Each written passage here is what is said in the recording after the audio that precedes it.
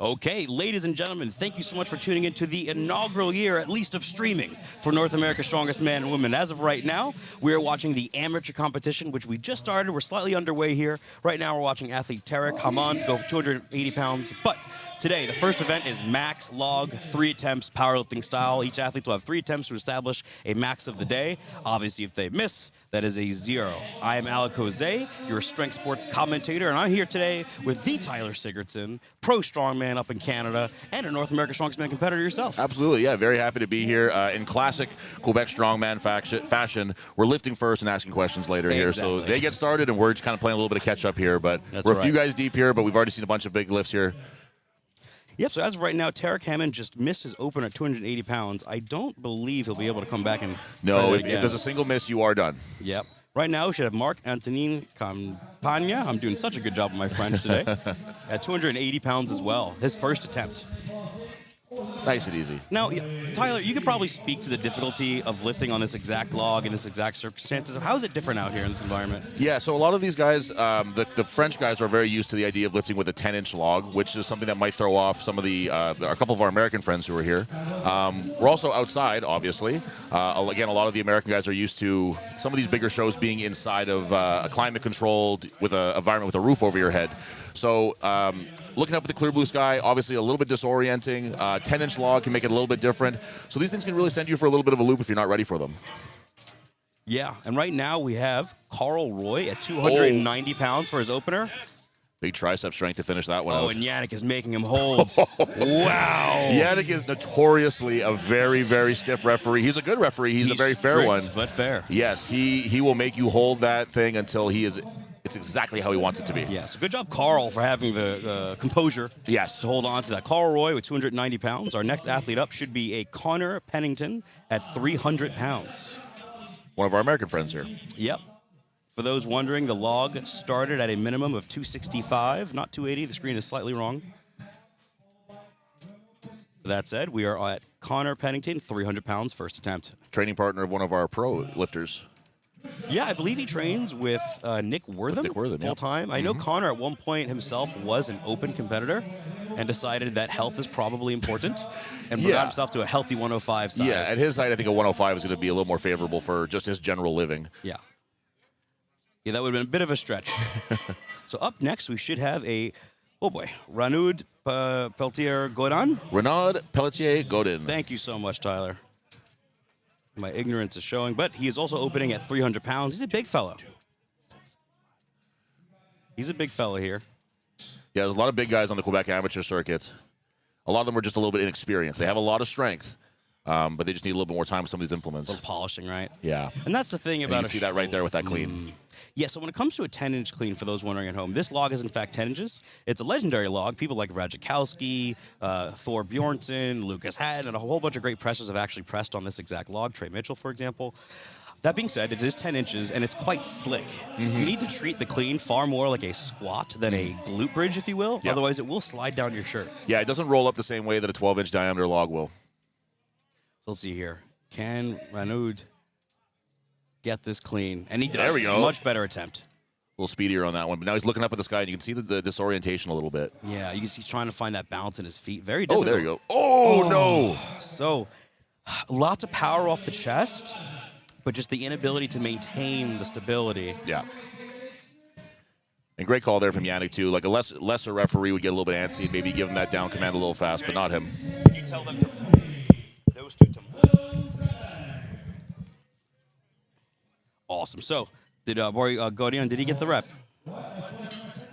No, he did not get that one. Okay. So no lift for now. So up next should be Ethan Harmody. Ethan Harmody opening up at 310 pounds. Another big fella.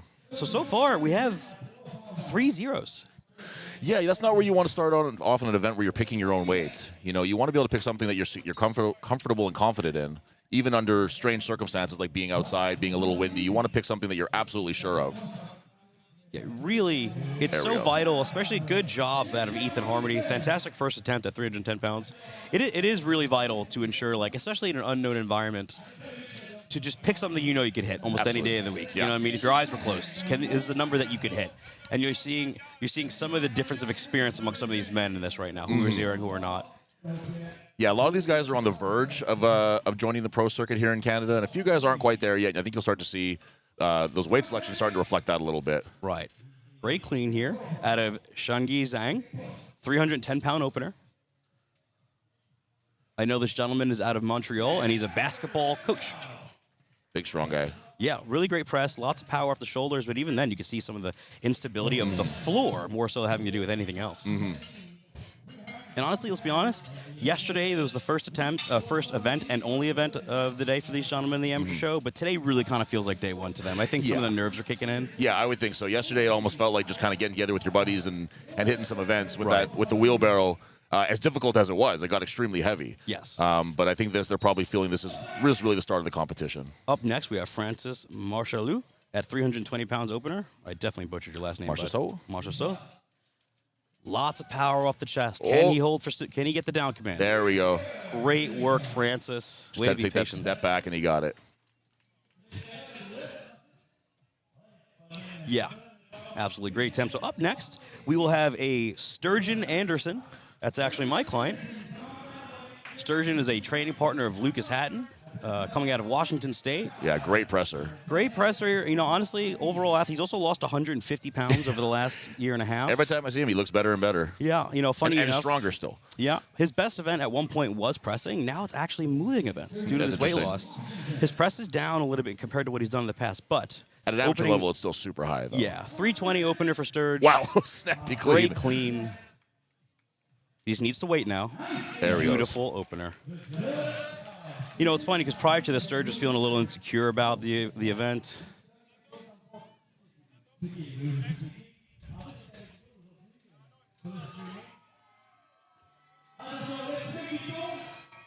Interesting. Let's see. It'll be interesting to see what Sturge picked next.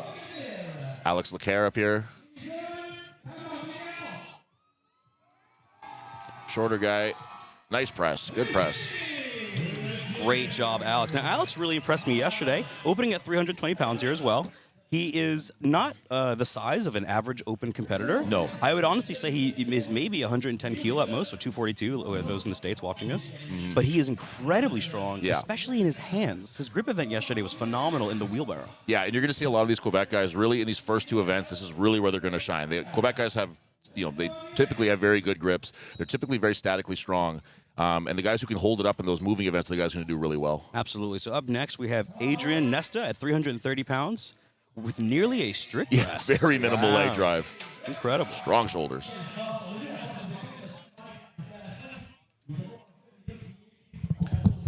All right, next up we got Fernando Arias. Awesome. So, Adrian with a great rep. Coming up next, we should have Fernando Arias at 330 pounds. If I'm not mistaken, I think that Fernando comes from a powerlifting background. I believe that's correct. Yeah. He also did incredible yesterday on the wheelbarrow. Has Yeah. powerful hands. That was a very easy clean with an unconventional technique. I've seen some of his training videos. He started off this training block with a pretty okay log, and now he has a really good one. So he's a guy who has a very, very high ceiling in this. You know, having a background in powerlifting can be useful in quite a few ways. And just general, I would just say, practice of training. Sure. To be a high-level powerlifter, because the sport is quite monotonous, it is easy to then get lost in the high technical proficiencies of it. And that can translate well to someone who's technically orientated for a sport like Strongman. It actually could be one of the benefits besides the fact that it's horrifically boring.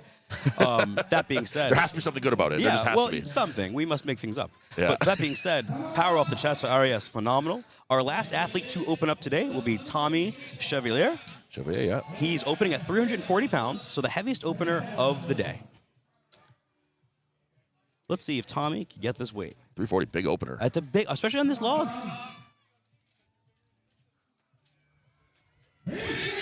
Very nice. Fantastic opener for Tommy. Absolutely incredible. So now we are going up in weight for every athlete that was successful.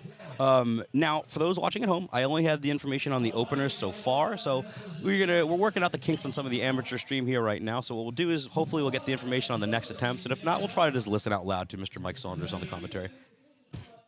That being said, the athletes remaining in the competition will be Marc-Antonin Gagnon. Gagnon, Thank you. Vincent Gomete. A Guillemet. Andrew Wilson, a Marc-Antonin Campan, a Carl Roy. I'm butchering these French names. That's all good, buddy. Connor Pennington.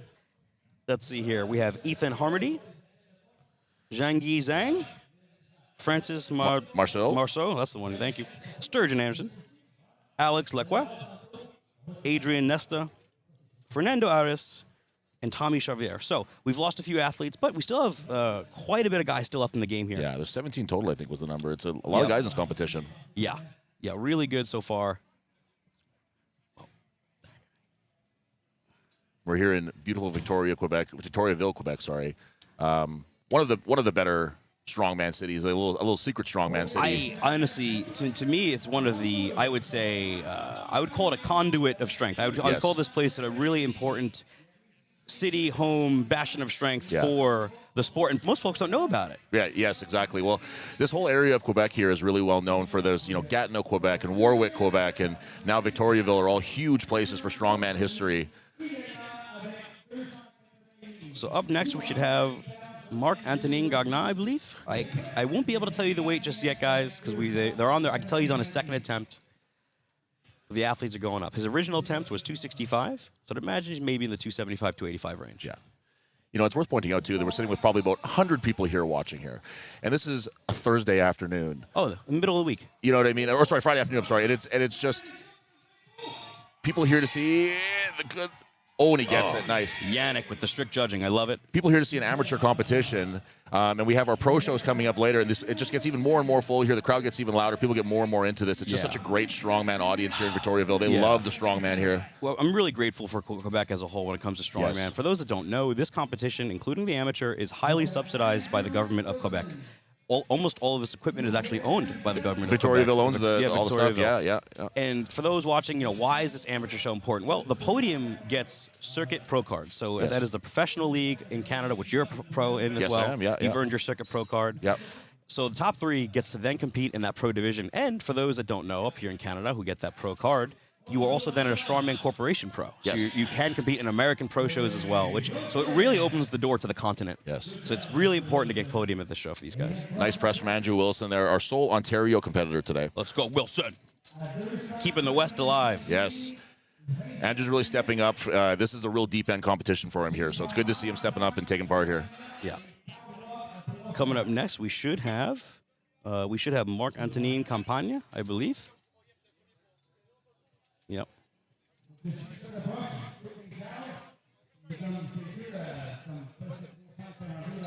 Right, here we go. Mark's original opening weight was 280 pounds, so I'd imagine it's probably maybe between 300 and maybe 310. Yeah. Nice and easy still. Dare I say, a generous down command from Yannick. Yeah. First time for everything, I suppose. Yeah, I was going to say, maybe had something in his eye, maybe. Yeah. But that was a great lift. Good second attempt effort on that one, too. That's kind of where you want your second to be looking. All right, coming up next, we should have a Carl Roy, whose opening attempt was 290 pounds. Yeah. And Quebec Strongman is just so great, too, because, Yannick is a former pro. JF is obviously the guy who's putting on the whole thing. You got Dave Nolay in the background here watching guys. And it's just all the pros in Quebec come out, and they'll all be here this evening, too, to watch the shows. Oh, yeah. Whether or not they're on the show, they're all the older guys and the current guys. They're always here, always supporting the strongman scene here, which just really goes a long way. Yeah, I'm not one to always, you always hear the trope online within commentary or athletes like, oh, it's a brotherhood out here, which I'll be honest, half the time that's not true. But what is true, though, unabashedly so, is there is a willingness to help at competitions. Yes. Even when you're competing against your peer, almost always. Almost always that actually is objectively the case. And that is the thick part of strongman that I do love. Yes. And you even see in the volunteers here, we have Fred Rayum just helping out with the equipment stuff, not competing this year. One of the best pros in the country. Absolutely, just here, just getting his hands dirty. Yeah, Fred doesn't have to be here. And he's also guaranteed doing this for free. Yeah, 100%. Willing to help out, wanting to help out. Yeah. So it looks like Mr. Roy just missed out on his second attempt. Not quite there. Good attempt. It's, if I had to guess, mostly due to the balance. A lot of these athletes are learning, like, hey, maybe a certain type of shoe in this situation is beneficial than others. Some people are kind of wearing just sneakers like this gentleman here. That's a very flat shoe he has on, yeah. It is flat, so it's a better of the option. Personally, I wouldn't recommend even that type of flat shoe for this surface, just because it's so unbalanced. Having a heel to push against would be quite useful right now, in my opinion. So this is Connor Pennington. His original opener is 300 pounds, so I'd imagine it's probably 320 range. He's finding his equilibrium right now. He's finding that balance. Oh, nice press. Oh, making him wait. And he gets it. You know, really great display of just so much power off the shoulders. And he has incredible mobility. He had it stacked over the spine with the lats holding the weight at the top. He also looks just like Tom Evans, too. He is definitely, like, if Tom Evans had a twin, but then the twin was, like, kind of living off of the rib of the bigger twin and didn't quite get enough nutrients. Tom. Yeah, Tom maybe took, like, 30 or 40% of his power. Yeah. That's kind of what Carl looks like, or Connor looks like. Good job, Connor. That being said, we're actually going to... That was Carl. This is Connor coming up. Oh, thank you so much. That was Carl. Yeah, so Connor Pennington. St. Louis, Missouri. Our American friend up here representing himself well. His opening log was 300 pounds. Let's see what Connor could do here. Great clean. I love his clean. Yeah, very snappy. Oh, nice. Wow. Beautiful. More convincing than his first one, I think, honestly. That was great. Genuinely a beautiful press. You can tell he's a well-practiced individual. You know, he has a great training partner in oh my goodness, Nick Wortham. Nick Wortham. Who is coached by Chad Coy. Shout out to Chad. Yeah. And you're going to see that's the interesting part about having a 105 competitor here is that we have all these big brute strength open guys. And then there's going to be him who's going to be a lot more technical and a lot more clean, probably. Yeah. He has to be. Yeah, when you're a larger man, speaking of larger men, we have Renaud, Poitier, Guillaume. No, this is Zhang. Oh, it is, pardon me. Yep, you have Zhang, you have Mr. Zhang out here. That being said, you know, we have these much larger boys. You can lift like a bit of a mongoloid and get away with things. Yes. The more technical you are, obviously, the more beneficial things can be, but... You get kind of a combination of the two in a guy like Sturgeon. Yeah, you know, Sturge has worked really hard to be as technical as possible. It's something that, you know, his training partners really emphasize and pride themselves on. You being actually one of his training partners, virtually at least. And you are also quite a technical individual. His long-distance training partner. That's right. Coming up next, we should have Mr. Francis. This is Francis. Marcel. Marchessault. That's a fun name. Man, these French names, love them. I only think that I'm getting them right. I could be wrong, too. So here we go. So lots of power off the shoulder. Oh, no. And that is an example. So it's funny. I was actually helping this gentleman warm up, and I told him, I was like, you need to watch that drift. And that's a great example of good judging, because the reality is just because you have it locked out, just because your feet are in a parallel unison position, does not mean you actually have control. You must maintain stability by not moving. That's one thing that Yannick really has an eye on, because in Strongman we don't have side judges. We just have the front referee. But he's really, really good at having that sort of 3D vision to see if it's still moving forward, still moving back. Right. And not quite for So just our missed man out Francis. today. He had a very good opening log at 20 pounds. So that, honestly, that 320 opener is probably going to buy him a good amount of points. Yeah, I think honest. so too. He'll be okay.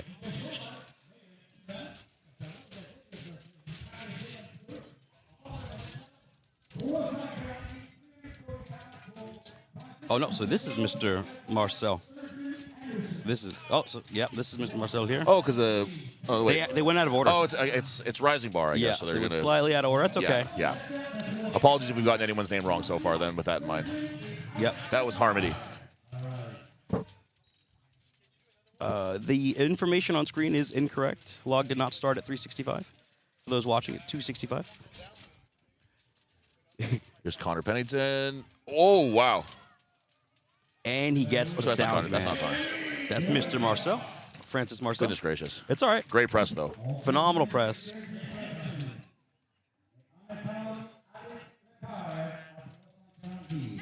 Alex Leclerc. Alex Leclerc should be coming out, not me now. Let's see here. Actually, it should be Sturgeon Anderson based on how this movement's going. So Sturgeon Anderson is coming up for his second attempt. I know for a fact that his second attempt is 340 pounds because I told him to put that. There we go. So this is 340. This would be a big lift for Sturge and put him pretty deep in the points here. Yeah. How does Sturge do with the 10-inch log? You know, very minimal practice with this. We'll find out right now, actually. But for him, the press is easier. The clean is harder. So he needs to wait there. He needs to wait. He needs to hold position. Get it. There we go. Very nice. Good reffing. Good pressing. Great example of just patience. Trusting yourself and knowing, all right, just give it a second. Don't freak out. Mr. Leclerc's got a big section of the audience here, obviously, here to see him. He does. And Mr. Leclerc, again, he's in great standings right now. He's in great position.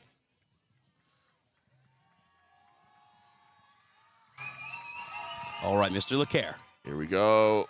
Strong guy. He has such powerful shoulders. He's really not utilizing his legs much, but again, for his frame, Yeah. I'm so impressed with his strength, of just sheer strength. Guy his size, too, might benefit with the 10-inch log rather than the 12, too, having a little bit tighter to his body. Yeah. And again, for a lot of those who are watching at home, again, the difference between a 10-inch and a 12-inch log, incredibly different. That's what she said. But when it comes to pressing, for some athletes, it's a lot easier to actually get more weight with a 10-inch log when it comes to pressing. Some athletes would then opt to choose to actually do a split jerk, depending on the diameter of it. I know you like to split jerk on this log in particular. More recently, yeah.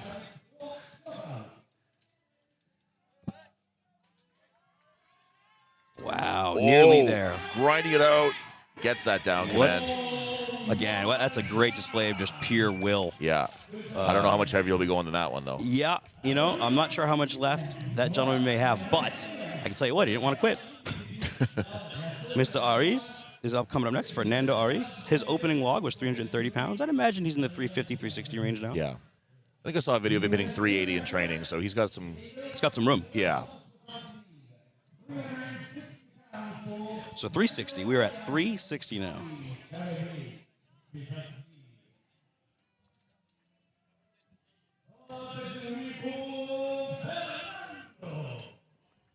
All right, Fernando Aris, 360 pounds for his second attempt.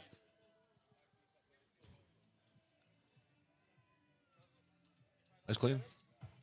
Let's see here. See that powerlifting power off the chest here. Let's see. Wow. Nearly strict. Lots Very nice. of room. As time will go on for this individual, I'm sure he'll learn to utilize more of those legs behind him, but that was great pressing. Yeah. Yeah, very strong shoulders. Once he get a little bit of leg drive in there, it's really going to be a very high ceiling for his pressing power.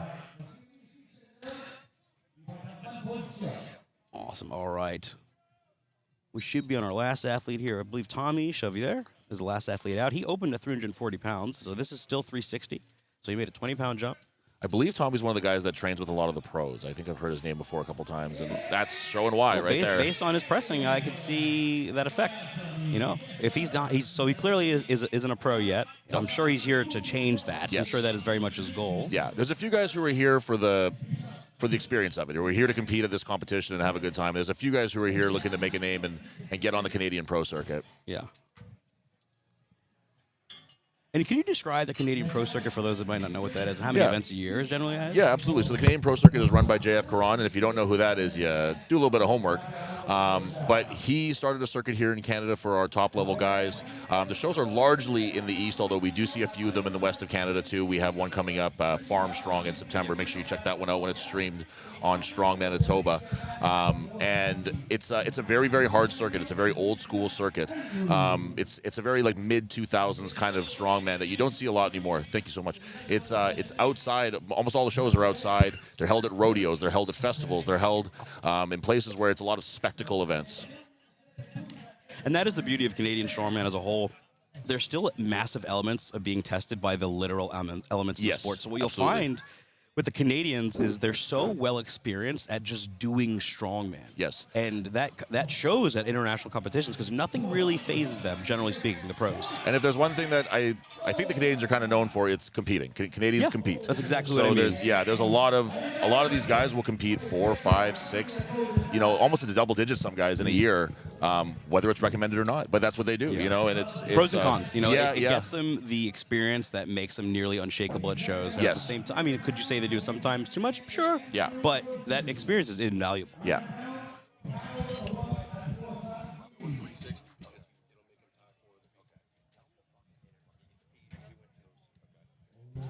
All right, so we have Mr. Gulizzi here. Gulimente coming up next. Gulimet. I'm going to Spanish it up. Gulimente. As long as there's an accent on it. Is his name in Spanish. There you go. Here we go. His original opening weight nice was clean. 265. I'd imagine he's in the 310, 320 range now.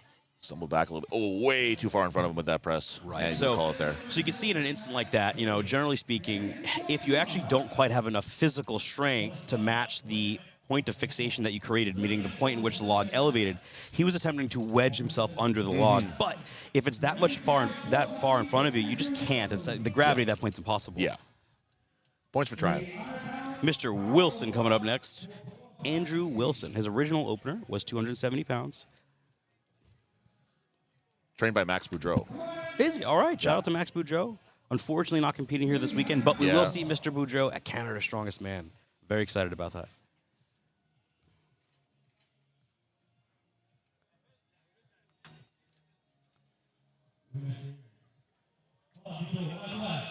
Come on, Andrew, get stable.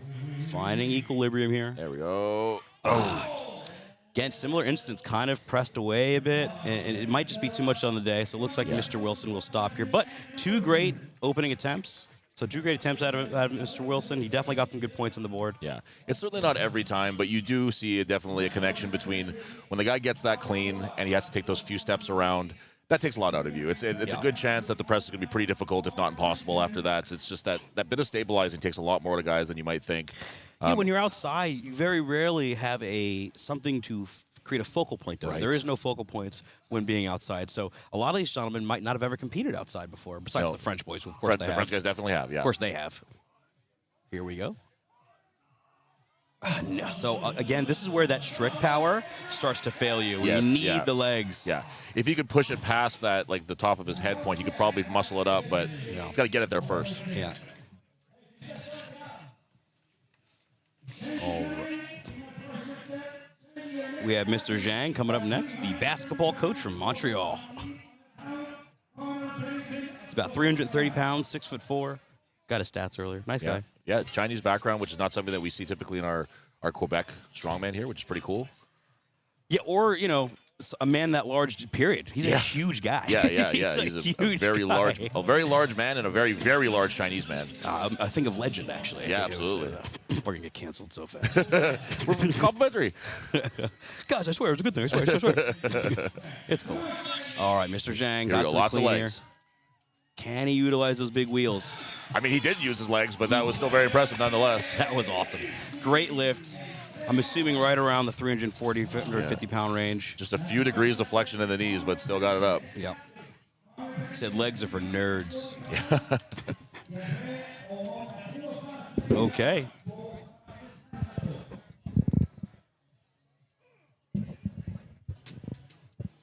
Coming up next, the training partner of Mr.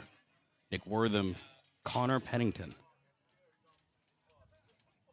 Connor was successful with his first 2 attempts. Hanging with the big boys here, too. A He lot of the really really is. big guys are gone already. He's getting some great points so far. All right, Mr. Pennington. Great clean again. He's so technical. Oh. So this is where this element's. Wow. Whoa. Man, if he would have gotten that. Connor nearly wedged himself in such a battle there, but I think he knows that's enough. And that's a sign of maturity. Absolutely, Knowing, I don't need to go back in. I have 3 more events to do today. Yeah. I don't need to crush myself. That's good points. It's great points. Yeah. Could he maybe have gotten it? Maybe. But he knew, we still have a whole day remaining. Yeah. And he's still a really nice technique on that one. Like, he's not looking like too fatigued or tired. It just wasn't there. So it's just, it was a good call, I think. Yeah. Great first 2 attempts by Connor.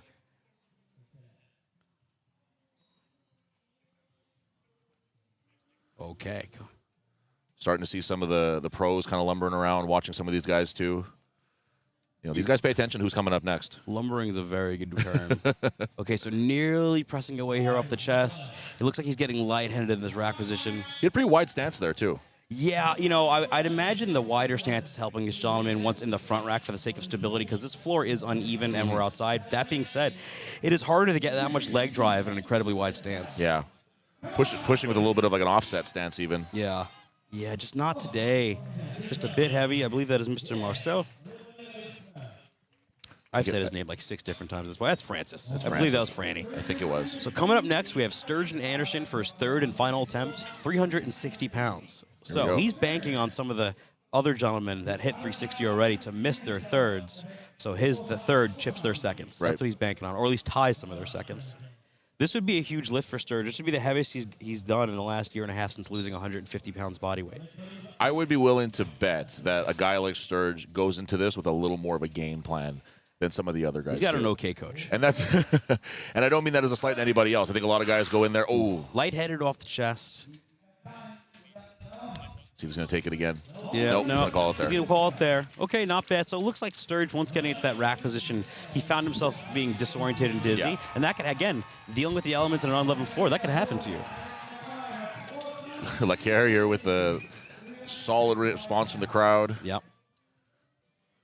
Let's see here. We have Mr. Alex Leclerc up next.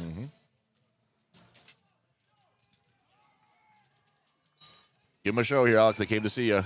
Yeah, he's got a whole fan club, this gentleman. Oh, yes. So this is 360. This would be a huge lift for him. Wow. Wow, he is so This genuinely guy, strong. holy smokes. So strong. You really would not assume.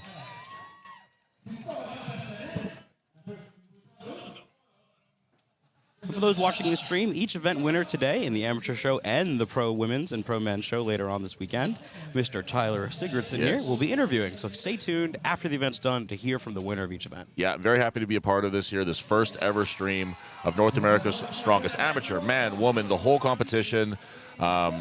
You know, if you're watching this live stream, make sure you tell your friends. Make sure you are signed up for the live stream of North America's Strongest Man and Woman. This is truly a one-of-a-kind show, and it's so important that we try to make sure that these shows can get off the ground so that they become more visible to the public, to everybody else who's not here right now in Quebec. Mr. Nesta up here.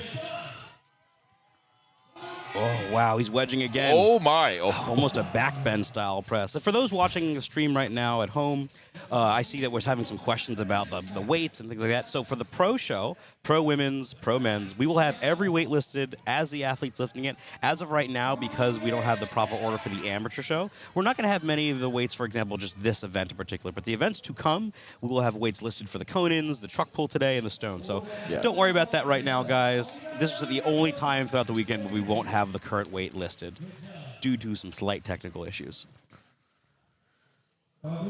But stay active in the chat. Keep asking questions. Me and Tyler will look at it every once in a while and give you guys some answers if you have any questions, generally speaking, about the competition, or do you want to talk about how good looking I am? Absolutely. Either way, it's okay. Yeah, I'm new to this, so I wasn't really looking at the chat thing, but I'll try to keep an eye on that a little more.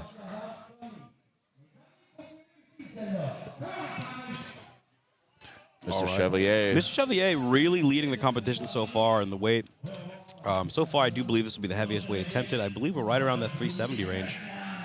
370, 380. Which is huge. This would do well in the pro show. Absolutely, yeah.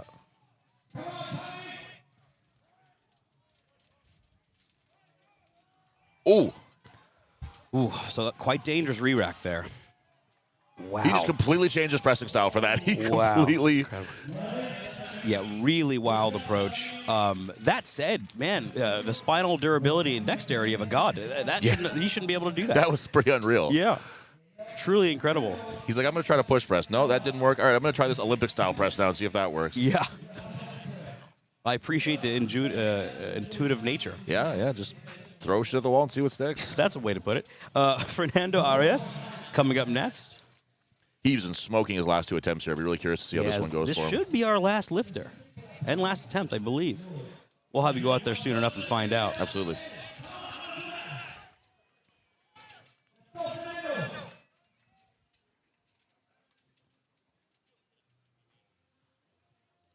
Wow, nearly there.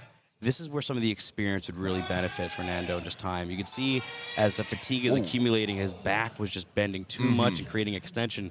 And at that point, it's hard to create drive off of the body. When you have that much extension of the back in the front rack position, it's difficult to create those vertical force vectors. Yeah. Which is nerd speak for putting it high. Yeah, keeping it high up.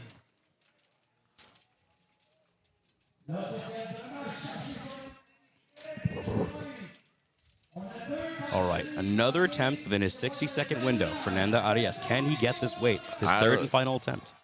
I was going to say, I don't know. That last one wasn't super close, but...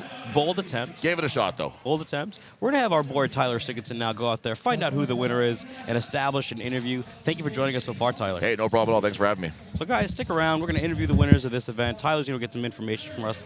In the meantime, you can just listen to me chat. Yep. Again, for those that are just tuning in, thank you so much for purchasing a live stream.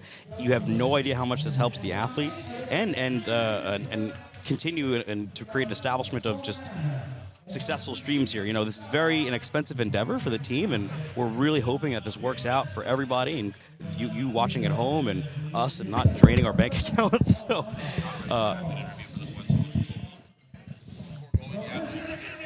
okay, all right.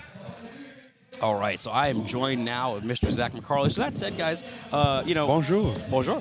So this event in particular, it looks like we're going to forego the athlete interview simply for the sake of setup time and start time. So we're actually do a little bit of a break.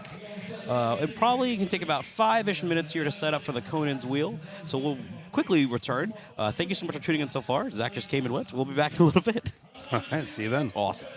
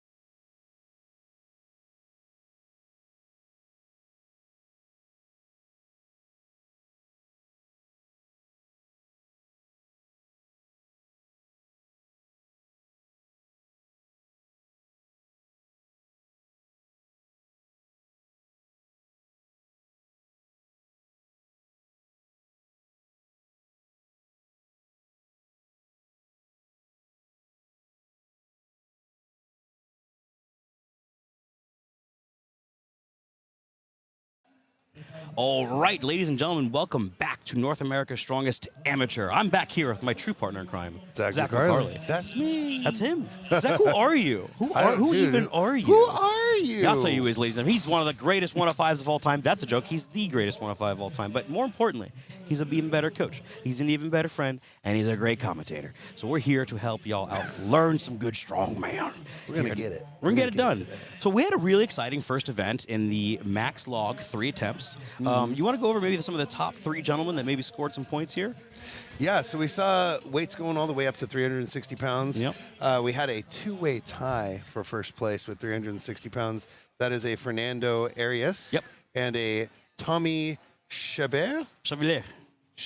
Yep, that one. Those guys shared joint first. Yep, 360. Yeah, and then we had one athlete coming in at 355. That is Alex Leclerc. Leclerc. And a 350 coming in for Adrian Nesta. Adrian Neston. There we go. With Sturgeon Anderson coming in right behind that with 340. Yeah.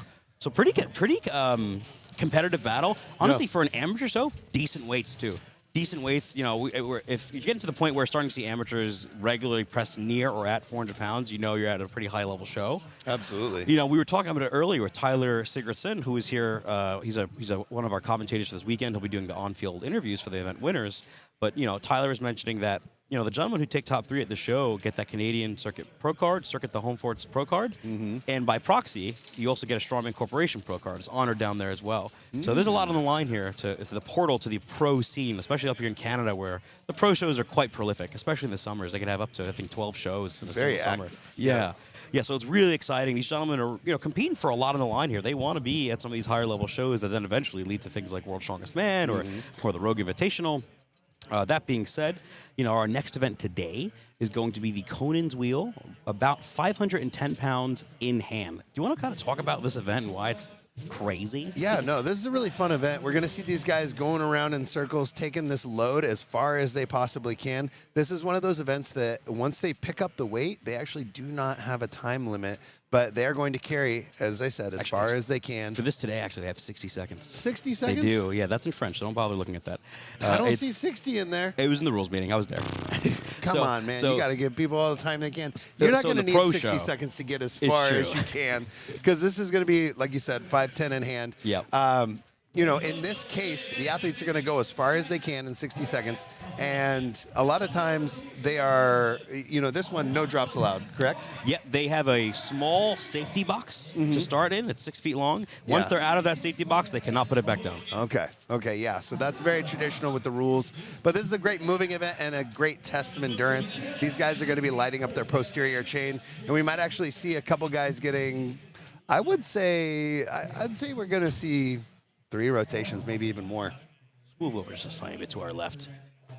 Yeah, so 3 would be very, that would be interesting. So last year, for example, when they had this in the pro men's show, it wasn't in the pro women's show yet, but in the pro men's show, they, right around a rotation and a half was top 4.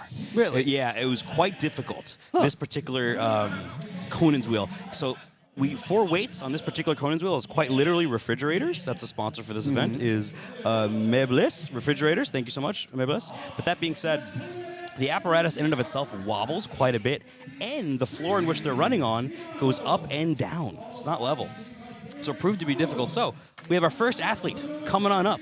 And Mr. Tremont Demayu, we have 510 pounds in hand, 60 seconds, Conan's wheel. Now, in the pro show, we might see 3 rotations. I think you're probably right, but this will be interesting. You know, some of the athletes here, they really impressed me, especially yesterday with some athletes carrying near 1,000 pounds for the full length of the course. Yeah. Yeah, that would be utterly incredible. Here we go. We are now off. Now, you can see just the difficulty of this pick. And actually, if I'm not mistaken, Tremont, was he one of the podium finishers yesterday for that first event? He was. He did incredibly well in the grip event. And you could just see he's wearing the difficulty of this event on his face. So we got about half a rotation here. It just kind of shows you just how hard this bad boy is. And this is a very strong individual. Quite possibly some of the strongest hands I've ever seen, if I'm being honest. Yeah, I do wonder how much yesterday took out of him, because it looks like he did have a bit of a struggle in the log and then came out here for this one. I mean, it was a hot day yesterday. It's another hot day today. Yeah. That's one thing, too. You know, some of these amateurs who are competing here are quickly learning, especially, well, those from Quebec probably already know this, but when competing outside, you're dealing with the elements. And even if you feel fine in the sun, it is sapping you very little the whole time continuously. Staying in the shade, putting on sunblock is actually so important because, you know, one day you feel fine, the next day you feel completely drained, and purely just being exposed to the sun. Absolutely, yeah. And once you get crispified a little bit by the sun, there's there's no going back on that. You know, you can't just drink a little water and call it good. No.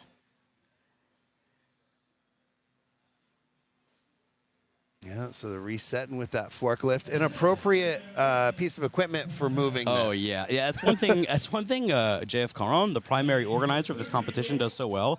He makes it impossible for you to kill yourself during the resetting of the show. He's brutally efficient. He thinks about every little thing like this.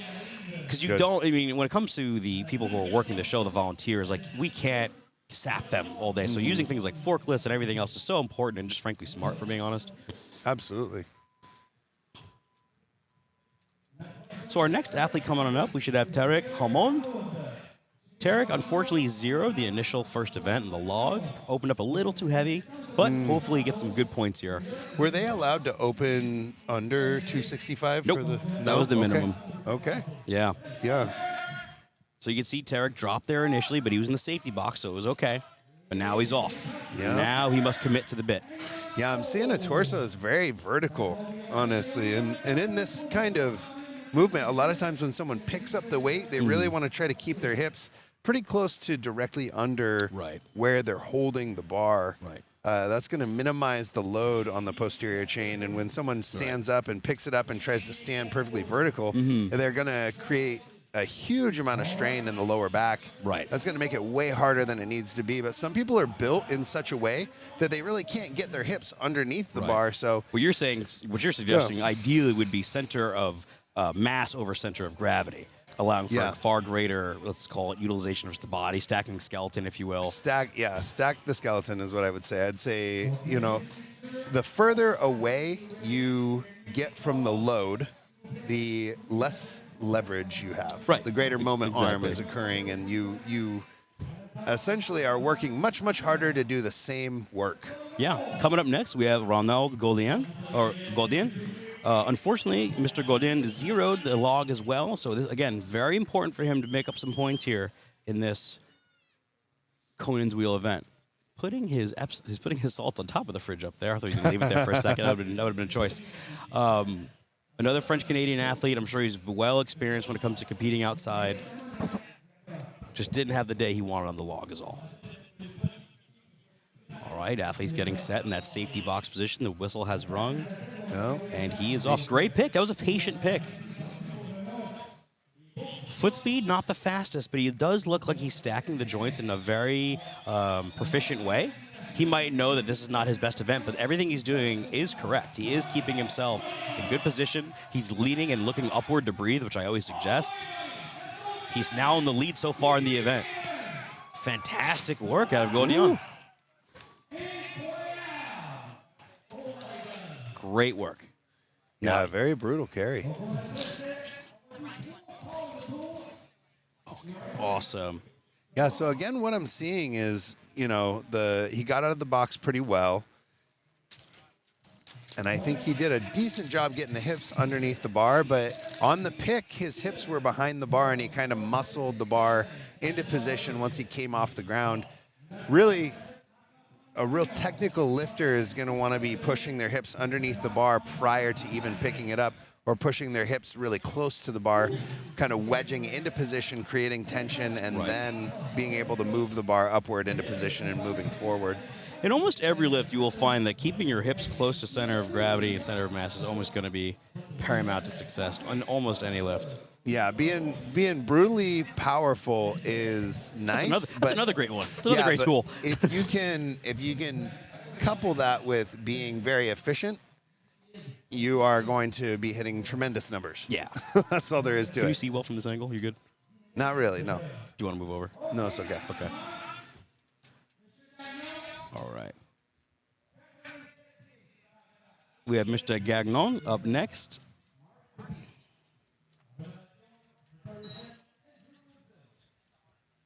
All right. He's in the safety zone. He's getting his pick.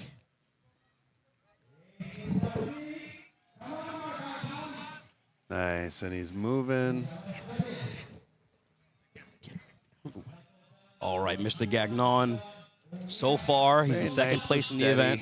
Yeah. Good foot speed. Well, better foot speed than some of his peers so far, but now he's coming up on first place. Oh, that was close. We don't know if he quite surpassed Mr. Godion. That looks like a tricky section of the course as well, because there is a slight slope. It goes down, so you see the athletes kind of speed up a little bit right in that section, and it looks like the weight just got out in front of him a little bit. He couldn't hold that position. Yeah.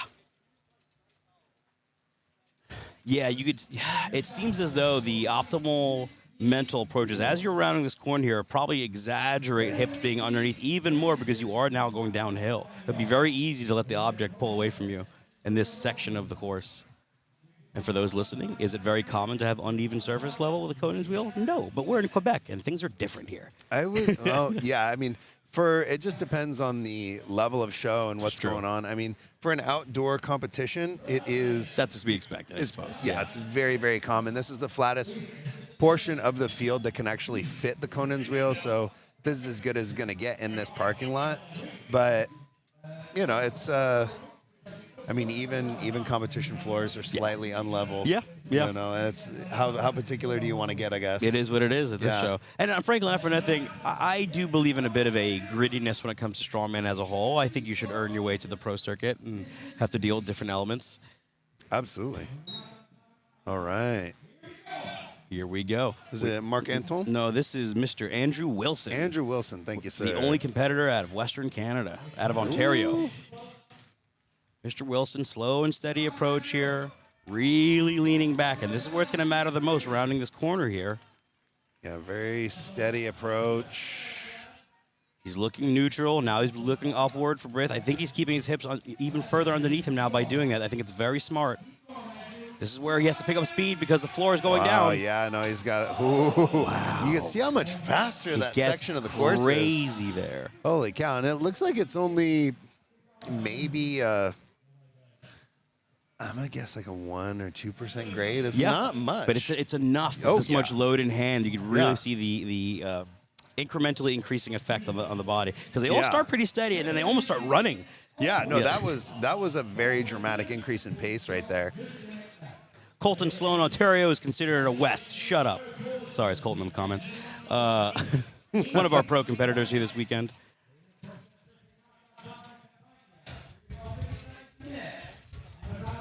Okay, we are getting a nice reset here. Coming up next is Mr. Here we go. Super fun French name. Campagne. Marc Anthony Campagne. Awesome. I'm sure that was 100% authentic and correct in pronunciation. There we go. Nailed it, man. Nailed it. Awesome. Overall points. Yeah, it looks like we got some overalls coming in. Very good. Okay.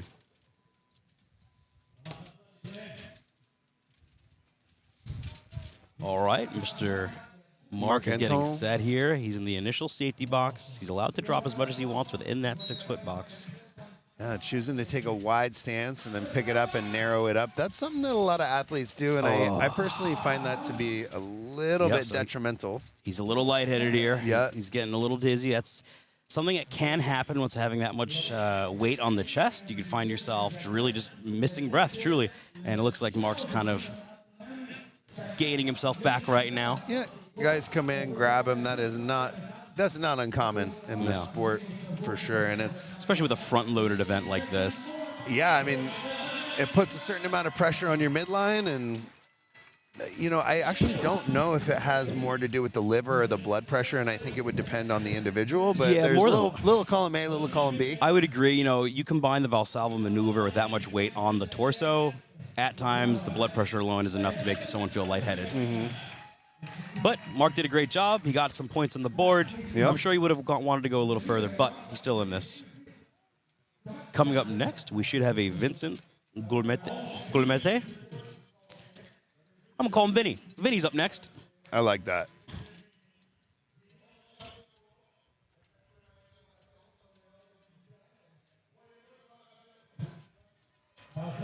Chatting with the crowd a little We're getting bit. nice. And what's great is they're marking the floor each time as well for the competitors and where they need to be in terms of trying to compete and beat their peers, which is something that is pretty great. It really is helpful as an athlete to know, all right, if I go this far, I'm top 5. If I go this far, maybe I'm top 3. That's all right. So Vinny's up here. Great pick, but you can see the weight now bearing down on him. Oh, yeah. Another lightheaded individual. Yeah. Very difficult. Oh, so Looks like he's still in the safety within box. the safety box. Good for Vinny. Yeah. He needs to get some points here. There we go. Much better pick. Got a little further. He actually did get some points there, so good job, Vincent. This weight is not a joke. I'm fairly certain that these amateurs are doing the same weight that the pro men did last year. I'm pretty sure that weight's going to go up for the pro men this year. So good for them. Wow. Lifting a world-class weight. Coming up next, we have Mr. Carl Roy. Thank you.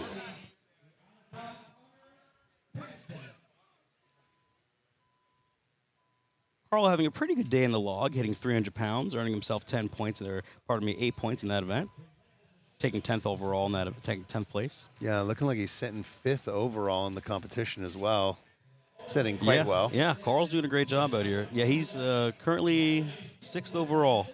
Or probably no 5th. You were absolutely correct. Good for Carl. Having a great day on the initial wheelbarrow event.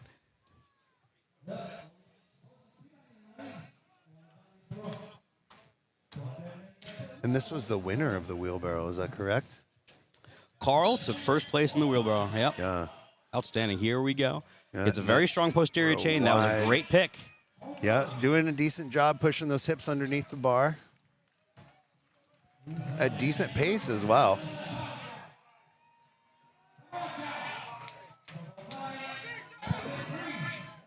Yeah, and this is one of those events that really kind of sucks your will to live.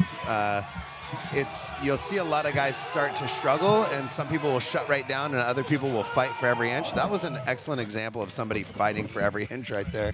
He just really continued to press on, especially when the weight was speeding up. He stuck with it, and he kept his hips underneath the load, advancing.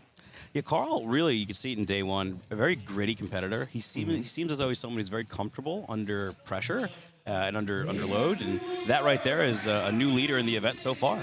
So far, just not even a full rotation is proving to be huge points.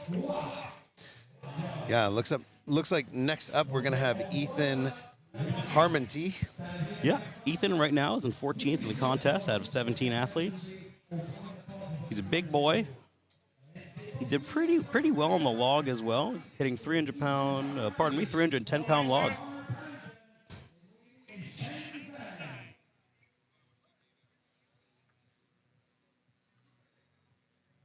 Ethan nearly getting a 330-pound log today.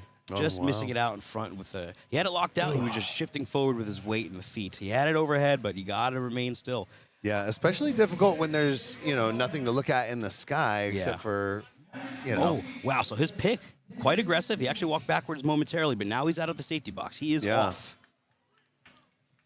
Here we go. Yeah, very steady pace. Yeah, I was going to say, kind of following a slow and steady approach. He looks strong, but he's wanting to maintain control. So far, he does have great composure.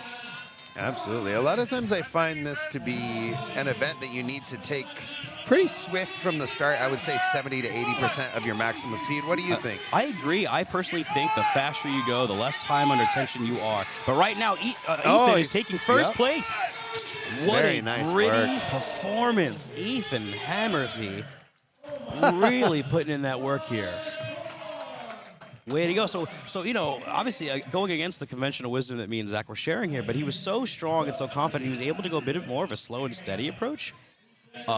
Maybe he's an athlete, maybe he doesn't have a lot of foot speed to begin with, but what he does have in spades is core strength and a willingness to win. So great job, Ethan Hammerty, so far leading the event. Yeah, absolutely. Next up, we're going to have Connor Pennington, a 105-kilo athlete, typically moving on up to the heavyweights here today. Well, Connor, funny enough, used to be an open competitor in the States. He's a training partner of Nick Wortham. I want to say he's lost between like 50 and 80 pounds. He was a much larger gentleman at one point and now consistently competes at 105 and stays there. This weekend, I believe, he's just testing himself for fun. But so far, he's doing really good. Connor having a very successful log at 220 pounds. So far, 7th in the overall in the competition. He's really impressive.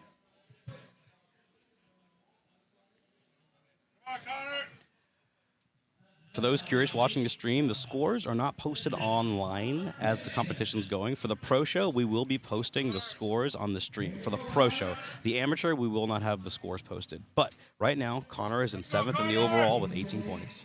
Connor, great start. Yeah, he's up and moving, nice and steady pace. This is the pace that I'd be more inclined to suggest to an athlete. Yeah, this is what I would say is an appropriate pace. Yeah. He's leaning back. He has his hips underneath him. He's getting his air by reaching upward with his face. I think it's very wise. So far, he's approaching first place for the event. He is now in the lead. The smallest athlete in the field, crushing the Conan's wheel. Full rotation. There you go. Connor Keep it going, Pennington bud. showing out right now. Slowing down momentarily. That does look to be the high point of the field right there. It is. Connor's got grit.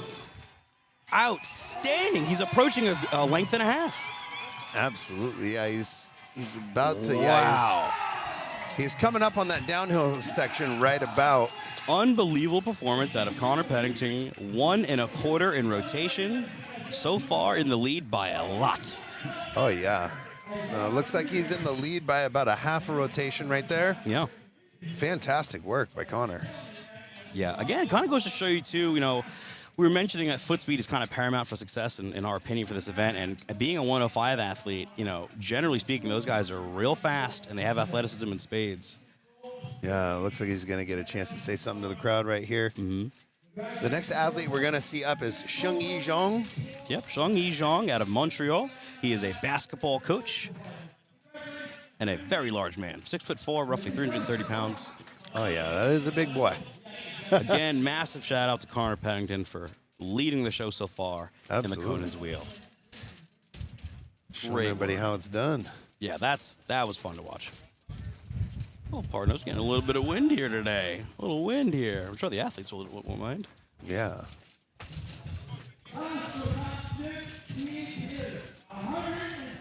For those watching, so Connor did 161 feet even. For those curious, that is 510 pounds in hand with this Conan's wheel. It's quite heavy.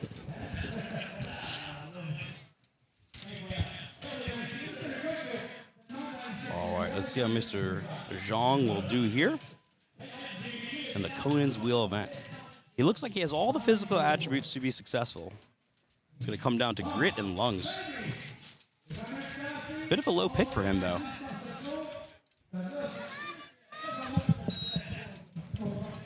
Initially getting set, so he had a bit of a rounded upper back on that pick. I wouldn't necessarily recommend that, but he seems to be just diesel strong.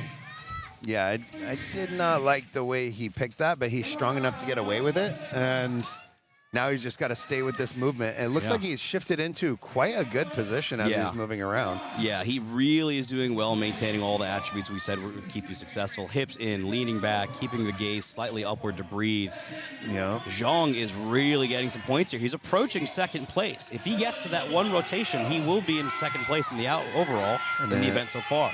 Looks like he's slipped into second currently. He's got about, a little under half a rotation to surpass first. So how can he get there? This man is tough. Outstanding. wow. He's approaching first place. Just nearly. Yeah. Looks like he's about a quarter rotation shy of first, but solidly in second. What an outstanding performance. And we said it. He had the physical attributes to be successful in something like this, and he really had the mindset and skill as well. Great job, Mr. Zhang there. Large, strong man. Up next, we will have a Francis Morchillet. That's how I'm going to attempt to pronounce this gentleman's name. And then Sturgeon Anderson will be following. I think that's very close. Marchessault, maybe? Might be. I'll have to ask him later. Yeah. Forgive us for those at home who do speak French and have to listen to two ignorant Americans. That's how it goes.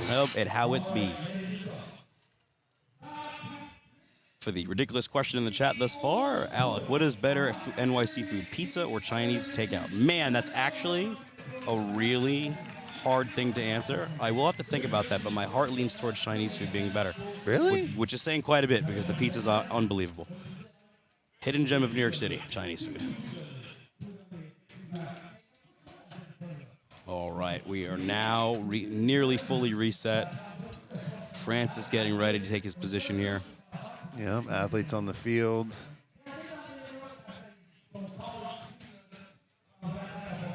And again, for those of you that are enjoying the stream, massive shout out to Brandon Henriksen for making this possible for all of us and the Dungeon Strength team. Okay, here we go. Francis Morchillet getting set. Whistle is blown. I like that pick a lot. Awesome pick. Yeah, Great that was pick. gorgeous. He's off. So the foot speed I wouldn't describe as fast, but his positions are holding strong. Yeah. So even right now, he's beating half the field that's gone. He's doing Yeah, well. really pressing those hips underneath the bar, which I like to see. You know, a lot of people might note that his chin is not up. In my opinion, it's actually all right to not have your chin up so long as you are in a good posture, and he's doing that Yeah, very you find well. that the overall posture of the body is more important. Yeah. Wow, he's approaching first place. Yeah, and so the head's starting to come over the bar a little bit. It looks like he's starting to struggle a tiny bit more. Morchillet in first place now in the event. Yep, and getting a little vertical. Yeah, it looks like he slipped just barely into first place. We're going to have to, I do think he passed it. He It's did, pretty yeah. close. Yeah, he certainly passed it. That was utterly incredible. And again, what was interesting too, not the traditional foot speed we would describe to be successful, but he was just so confident in his positions. Yeah, just nice and steady. That was outstanding.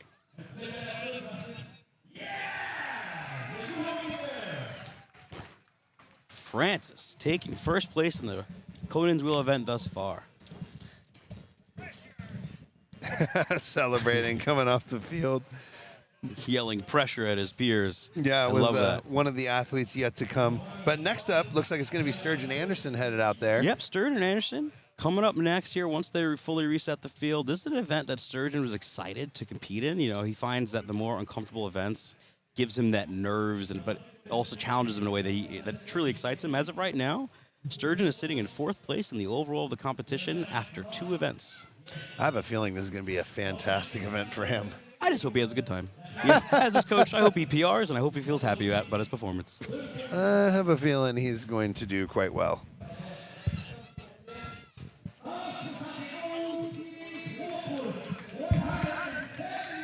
Yep, 171 feet, so 10 more feet than Carl Pennington exactly. Yeah. On the dot, because we are doing fractional as well.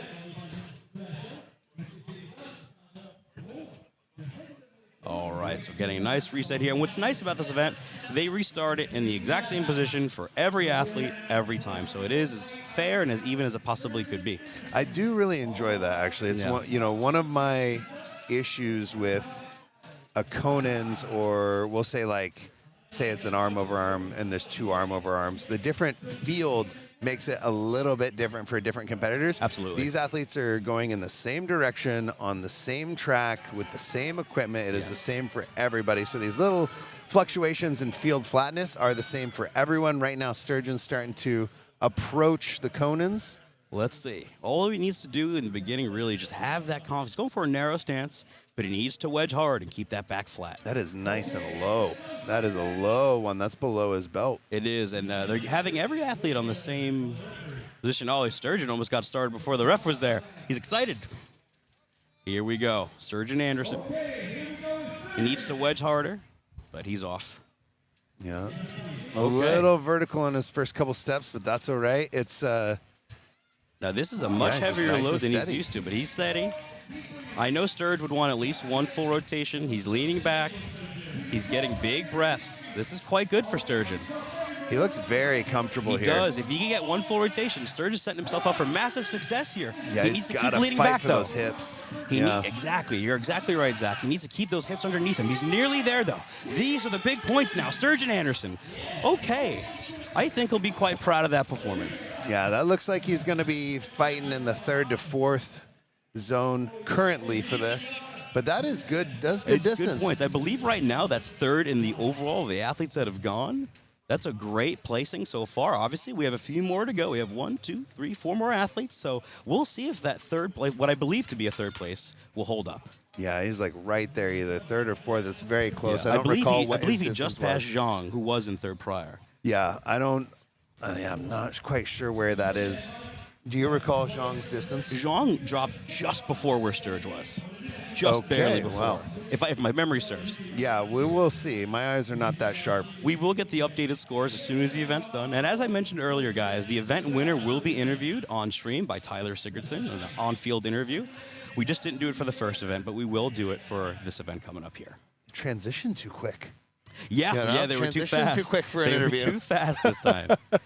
But thanks to the hard work of Braden Henriksen, we're able to do that. So now, coming up next, we have Mr. Adrian Nesta. Adrian had a pretty good day in the log, hitting 350 pounds, putting him in 4th for the event.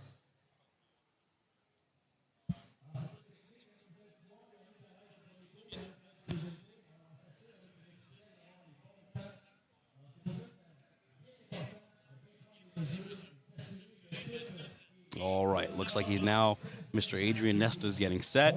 He's in the initial 6-foot-long safety box. Let's see how this pick goes for him. Nice and low start position, wide stance. That is a deep pick. I like that. No, that was gorgeous. The pronation of the feet was not my favorite, but Adrian's in trouble here. He just stopped momentarily. It's not ideal, but he's getting the weight moving now. Yeah, I think that pick was gorgeous hip position wise. I do think his feet were maybe a little bit wide, but one of the things that he did that almost none of the athletes have done here so far is he pushed his elbows through underneath the bar, which creates a lot of tension in the skin and creates a lot of stability in the bar. He is fighting for his life rounding this corner right now. He's trying to gain every point he can. This corner is very important for the points, and he just drops. Ooh.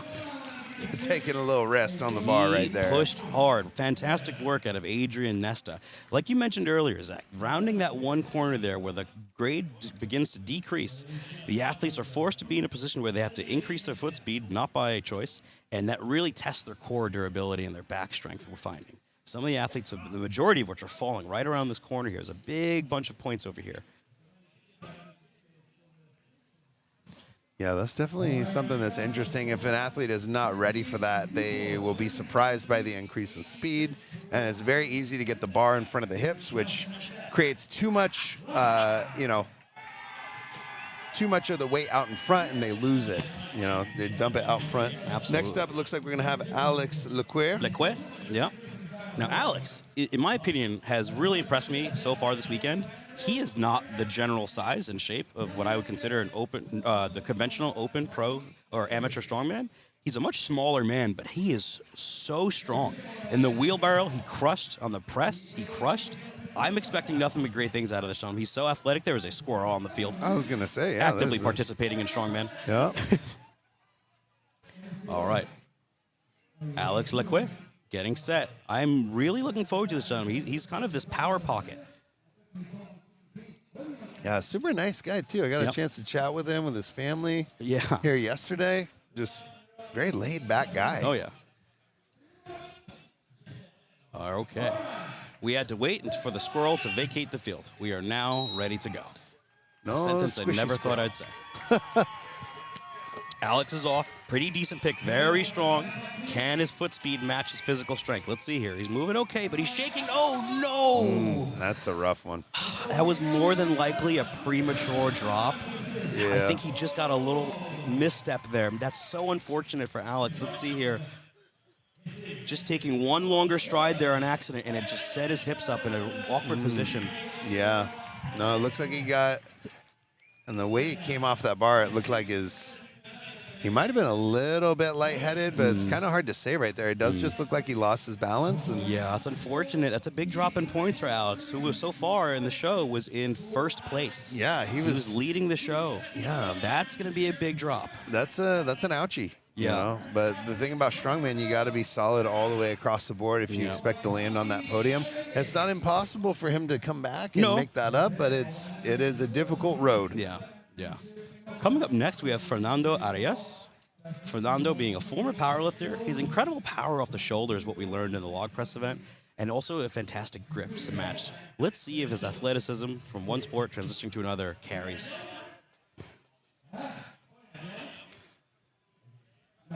What Zach was kind of briefly mentioned there is such a broad range of events here that you will be tested kind of in a full spectrum approach. So, you know, you could be an individual, a fantastic pressing your grip, but maybe this moving with something front-loaded is not your jam. You know, this is what's great about this competition in general. Absolutely, yeah. And right now we got Fernando Arias. moving swiftly, Yeah, looks confident. There's some stability in those steps. His foot speed is quite good. Yeah, I do have to admit those fridges have a certain wobble to them as these athletes are moving. Yes, there's a lot of wiggle. It's very difficult. It undulates the whole time. Yeah, that bar it shakes a lot. Oh, yeah, most definitely. But Arias is approaching the major points here. Can he get past Sturgeon Anderson? He is now in the top 3. Phenomenal, and he just drops. Yeah, it looks like he's just a little past that back I believe so too. of Sturgeon and Zhang as well. Yeah, just but past Zhang, just past Sturgeon. So now, in my opinion, I believe he's very close to Carl Pennington, but I think Carl just edged him. He's more than likely sitting in 3rd.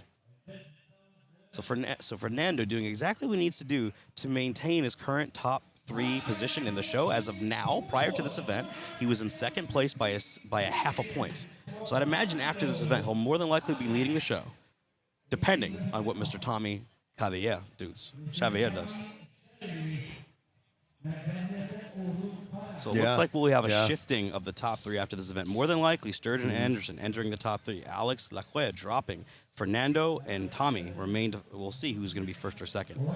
yeah. For those watching at home, these athletes have 60 seconds to get as far as they can. They are permitted to repick and or drop within that 6-foot safety box area. That is the yellow area we see on the floor there. Once they are past the safety zone, they cannot drop the Conan's wheel. So essentially, once it's down, it's over. Let's see how Tommy Cabello does. Good pick. He looks a little wobbly in the start here, but it looks like he's starting to get some comfortability. Yeah. And you're right, Zach. The undulating and bounciness of those refrigerators is quite difficult. Yeah, that's chewing these guys up. I think it is pretty dramatic. Tommy's moving well, though. He's breathing. He's keeping his hips that? under best he can, but he's starting to wobble now. See that huge wobble? Yeah, that is just killing these guys midlines. Tommy's approaching the big points, though. This is super important right here. He is now past Sturgeon. He is now past Zhang. Tommy now is in a phenomenal position. He Sitting just in passed 3rd. Carl Pennington. Yep. This is a 2nd place position now. Yeah, it looks like he's about 2nd, and it looks like he's about 1st. Oh, my That goodness. is going to be our overall leader. Tommy Xavier with an outstanding performance. Yeah, it So- looks like he won that event. Yeah. Undoubtedly now be moving from 3rd to 1st place after this event, potentially, depending on what Fernando does. Yeah, it's going to be really close because those two are 3 points apart. Yeah, they're very close. So either Fernando Arias or Tommy, but Tommy's doing what he has to do to maintain podium position. Sturgeon Anderson has now entered the top 3 of the show. It looks like Mr. Lacroix will be nearly at the bottom of this event specifically. Yeah, those two. Yeah, Fernando and Tommy are going to be probably within a point of each other. Yeah. It's going to be a bit of a dogfight. Sturgeon looks like he's going to. Sturgeon was just behind. Oh, he's right there. He was in a points tie with Tommy. Tommy. Wow. Yeah. So Close he's going to battle be here. maybe sitting 3 points behind, maybe something like that. Yeah. This Which is competition- nothing. Yeah. In this field. Especially we have 2 more events to go. Yeah. We have 17 total athletes. There's a lot of points on the line here. So the podium's a dogfight right now. Absolutely. Absolutely. So that being said, guys, we're going to quickly transition over for our on-field interview. We should have Mr. Tyler Sigurdsson around here somewhere. getting ready to interview Tommy Cavalier, who won the event.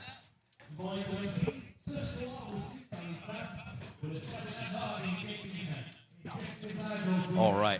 So, Tommy Cavalier won the event. We will have to go grab him. Tommy Cavalier. Yeah, you need to grab him.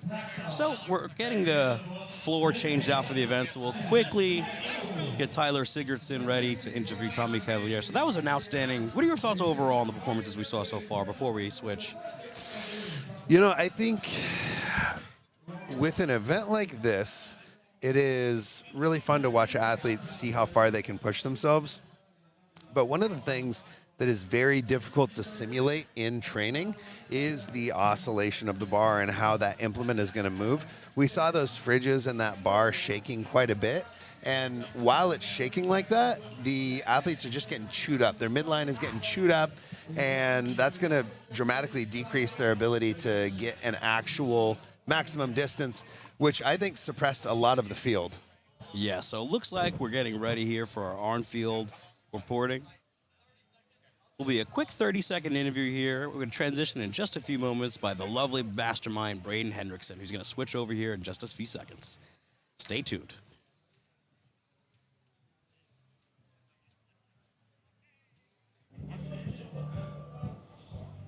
Just a few minutes. All right, Tommy, here. huge event win there at number 2, the Conan's Wheel. Can you explain to the people, please, at home, how does that feel having that bar, digging into your chest, carrying all that weight, having to carry it in that circle like that? That's hard. That's sorry. It's okay, take your time. That's heavy on the belly, so you can't really breathe. So you have to take some little stab and just think about something else. Yeah. Just go somewhere else. Yeah. So how do you feel going into the rest of the competition with that big win? I'm confident, and it's gonna be heavy for a truck pull. So I'm gonna do what I know I can do. I do my best and give all my heart on every event. Love that. Okay, best of luck to you, Tommy. Thank you. Back to you guys. Thanks, man. Appreciate that. Great job, dude.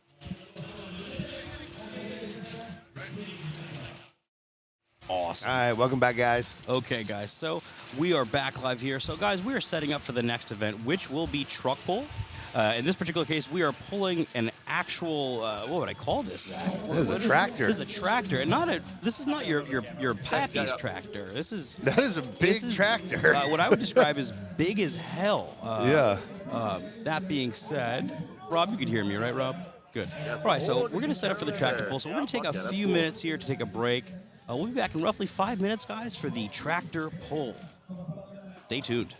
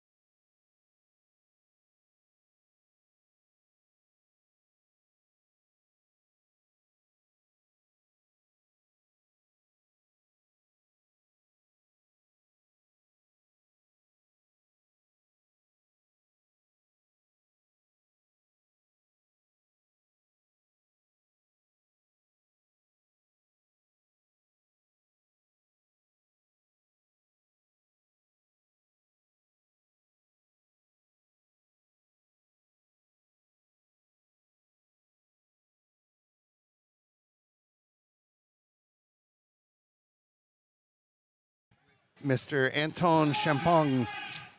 Let's see. All right, Anton Campagna. First athlete up on the brutally heavy tractor pull. And guys, like I mentioned before, this is not your pappy's tractor. This thing is immense. This is 23,000 pounds on a very difficult slight up incline grade. Yeah, and he's doing a great job staying as low as he can. I would like to see an athlete stay a tiny bit lower, but he's doing a good job using both the arms and the legs. The ball, like that trailer's still moving, and it looks like he's got another about 8 feet. Oh, he just fell here. Oh man, and you can see that the grade is actually, he's pulling up grade because when he stops producing force, the tractor actually moves backwards on him. Right. Oh, it looks like okay, so that's where we're stopping it. Looks like we're stopping it with the front plane of the tractor on that last parking spot right there. So the amateur athletes this weekend who are doing the exact same weight as the pros to come. However, the difference for them is they're only doing 35 feet. They've reduced the distance for them due to the difficulty of the vehicle. Now, for those that are familiar with North America's Strongest Man, this competition has held this exact event many different times. Now, depending on what side of the arena on will dictate the difficulty of this event in particular. So this side, generally speaking, is known as the quote-unquote easier side, but the weight of this vehicle is incredible. Wonderful. So coming up next, we'll have a Tarek Hamon. You nailed that. No. Oh, instead we have no. It's Tarek Hamon. Right, the announcer is incorrect. It is Tarek Hamon, getting ready for this massive truck pull here. So, Zach, do you want to talk about some of the technical necessities for a successful truck pull? For those that don't understand, maybe why it is so difficult. Yeah. So when we see a truck pull, sometimes it's with a rope, sometimes it's without. Right now we have that spotter tensioning the rope for the athlete, and the rope, is there to allow the athlete to assist themselves with their arms, but also to stabilize that low position. An athlete that is, trying to get the quickest time needs to produce the most amount of force, which means they want to keep their feet relatively close together, both feet on the ground, and driving forward in a very low stance, as low as possible. Now, one of the things that I'm seeing right now is it looks like Tarek right here is a little bit uncomfortable with really small, choppy steps. He's trying to take a little bit larger steps with a wider base. That's okay for starting a pull, but when you start to get into the phase where you're actually moving forward, stepping, that's just not going to work. It creates too much of a moment arm, and you're getting tossed side to side. You can see him swaying side to side a little bit. His feet are starting to narrow up, and again, he's taking those large steps. When you take a large step like that, you reduce your surface contact, and you also typically reduce the amount of force that you are able to output. So he's got to work on getting lower, but he's still able to get very close to finishing. It looks like he will be credited with a distance. Yeah, I think ultimately, too, to emphasize the point that Zach's making is, ultimately speaking, you want as much contact with the ground as rapidly as possible. You don't want lag in between each step, creating further opportunity for imbalance. Yeah, and just like in a deadlift, you wouldn't deadlift on a single leg. Why would you do a truck pull on a single leg, exactly, right? You want to Repeated be able to contact. produce as much force as possible. You wouldn't do a sled drag on one leg. We need to minimize the time that your feet are actually in the air and maximize the time that you're putting force forward. That's really, at the end of the day, that is what we need to do. Absolutely. So coming up next, we have Mr. Vincent Gulemente. I Spanished the hell out of that last name. I know that's not the French pronunciation, but I know Spanish pronunciation. Okay. Sorry, buddy. But that being said, Vincent has had a pretty decent competition so far. His last event not being his best, but he had incredible grip early this weekend. So hopefully we'll get a nice performance out of him. He is one of the smaller athletes. He has a bit of a disadvantage, but he's already getting this bad boy moving. No, that's fantastic. See, he's keeping a really low level, and this is actually kind of tough. So he's so low that the attachment point behind him is above where his hips are. That is not the normal angle that you would typically see, but he is so. But this is where you want to be. You want to be this low. You want your feet close together, and you want to be repeatedly creating force vectors with repetition, with constant high rates. Yep. The only thing I would say I would like to see him change up is getting that second foot down a little faster. I mean, he's doing an excellent job getting horizontal, putting a ton of force down. He's just hanging on his steps a little too long, in my opinion. I agree, but he's making great use of the rope. There's constant tension. Yep. He's pulling really hard with each and every one. He's doing fantastic. He is. This is decent. For an undersized man, he's doing quite well. Yep, getting squirrely with the feet just a little bit. But as you mentioned, this does look like he's one of our lighter athletes. He's got to keep... And it looks like, again, it looks like there is a measurement occurring. So it looks like he will receive a distance, not a time. But that's all right. Yeah, he came out hot, man. He did. And honestly, I think that's going to end up scoring him decent points. You know, JF said earlier to most of these amateurs, most of you will not finish this. This will be difficult. So for him to get that far, do this well, I'm quite impressed. Coming up next, we should have Alex Lecque. Now, Alex, prior to this event, was leading the show. He was in first place, and he had an unfortunate bobble on the previous event, so it's really going to be on him now. He has to make this back up. As I mentioned earlier, I described him as a bit of a power package. You know, he's a very undersized athlete, but he's so strong, so athletic. He's been really impressive so far, minus that one bobble in the Conan's wheel. Alex Lecque. Yeah, and his crowd awareness is actually really fun to watch. He interacts with the crowd quite a bit. He has a huge fan base. Look how low that position is. I love this technical position. That is awesome. Alex is a technical athlete. Look at this, bearing down, pulling, feet close together, rapid repetition of steps, but constant contact. This is how you pull truck. That is almost perfect. Yeah. This is how you do it. Take notes. Yeah, every little thing that he's doing right here is quite good. This is perfect. He's even, so when you keep your head down like that, it gives you a little bit greater leverage. Right. As it opposed slightly to rounds that T-spine, getting even more tension to the pull. Is that what you're describing? Yeah, you're bringing your level down, and you are also putting the weight as far away as possible from your contact point, which is your toes. He's going to get a great time. And a finish. Outstanding. That's This is awesome. by far first place so far. Yeah, What that a was stud. incredible technique. These athletes only have 60 seconds as well for this to get this truck done, and he absolutely crushed that by just being a dog and being technical. That was extremely technical pulling from Alex right there. I'm very impressed. Yeah, that was outstanding. I'm very pleased to I'm see really that. impressed. You know who else would be pleased? Strength Captain Chad Coy, one of the primary sponsors of this cast this weekend. Big shout out to Chad Coy, the Strength Captain, for helping represent and provide tools and resources to make this stream possible. Thank you, Chad Coy. Coming up next, we will have Mr. Tremont Desavu, I believe is how you pronounce his surname, and if not, that's what I'm saying. Tremont is up next. Again, I can't get Alex over it. pumping the crowd just a little bit more as he leaves the field. I love that. That's great. This man wants that pro card. He's gunning for it. After that last event, he might have done enough to bring himself back into the mix. We'll see after this event gets finished. Okay.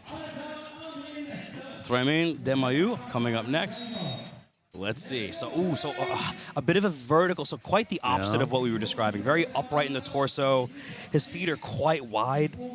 He's keeping good pressure forward. And I mean, if we're going to get really, really technical, I'm actually okay with a slightly upright chest in the very beginning if you can get a ton of pull with the arms and if you can effectively drive with the legs. Yeah, so you're describing a standing glute bridge, if you will. Very similar. You know, the person that kind of popularized that was Terry Hollins. Yeah. And it looks like he's going to have a great time right here. He's about to get behind him. Yeah, he's about to finish this up. He's nearly there. He might be able to get this. Again, unconventional slightly with his technique, but he's very strong. And he does it. Mr. Tremont with a fantastic finish. Very solid. Tradition, like not as low as I would typically like to see with somebody doing a pull like this, but he's still able to lay down a ton of power. And at the end of the day, we're going to see variation, right? We're going to see different people using different techniques that work for them. And theoretically, maybe something else is slightly more efficient, but they may have already been through it. They may have already tested out a bunch of stuff. Maybe he knows that he can't get any lower than that, or when he gets lower than that, it makes his ankle act up. Hard to say. No, but what we can say is that it was effective for him to finish. Yeah. So far, putting him in good points. Coming up next, we have Adrian Nesta. Adrian had a very decent display of power on the log. Not the best finish on the Conans, I'm sure, is what he would like. But up next, he has another opportunity here to pull this ridiculously large tractor. Here we go. Adrian Nesta. I like this start. Awesome Not bad. pressure. That's There really he good goes. pressure. Getting lower. Continue. Yep. Oh, just slipped here, but It his looks- initial start position I liked a lot. So this is actually something that's very particular that I'm seeing. I typically like to tell athletes when they're doing this, point your toes in the direction that you want to go. Right now, Yeah. his toes are slightly splayed out, his hips are slightly There's a bit externally of supination rotated. to that feet right now, or pronation, pardon me. Yeah, and it's, you know, that is going to reduce the amount of power that he can output. It's also going to put a lot of strain on his Achilles, on his knee. Yeah, we might be in a position to where maybe with his feet pointed forward, he might have some quad tendinopathy. He might be having some pain there, so he's just dispersing the load somewhere else. I'm not sure, but it isn't conventional. Yeah. But he's getting through here. This Yep. gentleman's going to finish. Mr. Nessa is nearly finished, putting him already in good standings in comparison Yeah, to he's some of got his peers who haven't finished. And he gets it. Wow. Nope. And you can Got it. see just how difficult that was for him. Yeah, and that was so close to finishing. He actually got credited with a distance. I saw the Was I it saw a the judge distance? with the Okay. timer shaking his head no, Okay. and that's unfortunate. But he's like right there. It's, you know, and at the end of the day, that's still probably going to be a very good result for this field. I think so too. You know, JF said it himself. Most of you will not finish. This is Yep. quite difficult. Yep. Who do we have next, Zach? Marc-Antoine Gagnon. Gagnon, yeah. Mr. Marc Antonon, he's doing great so far this competition. All right, Marc-Antoine. For those watching at home that are just interested in the weight, this is a 23,000-pound tractor. Woo! That's a hefty boy. It's girthy. Yeah. All right. Marc Antonon, who had a fantastic placing in the initial event, the wheelbarrow from Max. So he's got strong hands, and you wouldn't necessarily think this is paramount, but strong hands at an event like this is crucial. That was a really good example of a love that slightly start. more upright Yeah. start that is totally acceptable. Yeah, yeah. I mean, and he did a good, like, Hips that's were a in, great he leaned example. forward and fell with it. That's a really good example of how that can be successful. Yeah, that was not bad at all. But now he's starting to bear down, like you mentioned, starting to look down, crunch the Yeah. upper back, pulling with the rope here. This is pretty good. Oh, he's starting to hit that hill. I think he's gonna, you know, it looks like he's gonna be credited with a pretty decent time. If he can keep this moving, it looks like he's starting to hit a little bit of a tough spot. Right where the grade is starting to go up ever so slightly. He's bearing down. He's trying to pull those hips in here towards the end. He's nearly finished. Can he get it? Ooh, it is gonna be close. It's gonna be close. Is he there? And he gets a finish. Yep. And he will receive a time. Yep. That's fantastic. Good for Marc-Antoine Gagnon. That was a very, very difficult tractor pull. Absolutely. Next up, we're going to have Andrew Wilson coming onto the field for this. How many kilos did you say this was? This was 23,000 pounds. 23,000 pounds. Okay. Yeah. That is a lot. A little over 10,000 kilo. Yep. Canada's a little funny, you know? Yeah, they're back and forth. They Yeah. don't know what they want. They Yeah. like metric, but they also like Americans. So Yeah. they do some silly, miles per soup or miles per, moose, whatever they got up here. Maple bar, I don't know. Yeah, That weighs about 13 cans of maple syrup. They have Yeah. interesting measurements Yeah. in the Great White North. Oh, the maple syrup's so good, dude. Just drink it right out of a tree. It's real interesting. Oh, I can't wait. Okay, here we go. And we're off with Mr. Andrew Wilson, starting with that almost Terry Hollins-like glute bridge start here. We're starting to bear down now. He's trying to get some momentum with him because he's going to need it riding into that hill. He's going to need that speed now. His shoulders are staying kind of high here. You know, I don't like to see that typically, but he's actually he's coming back into that kind of, we'll say, glute bridge again position as he starts to stall out, which is absolutely it's a pretty good tactic for some athletes, and for him it looks like it's working. Yeah, it's better than to let the momentum stop. Right? Yep. He's doing what he can to keep the tension constant on the Yep. weight of this tractor. He's nearly there. He's about 3 feet away. Can he get this before the timer ends? This very is crucial close. for the points. Yep. And he does. He finishes. Great job, Andrew Wilson.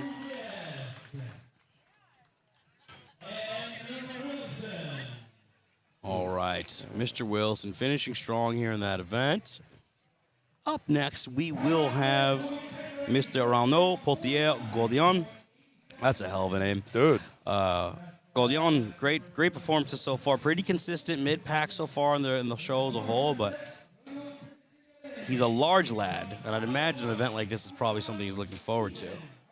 This is an event where body weight is pretty cool. Yeah, you can say that. Yeah.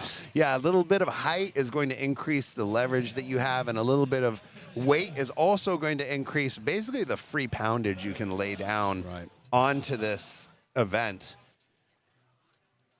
Getting nice and situated here with these harnesses.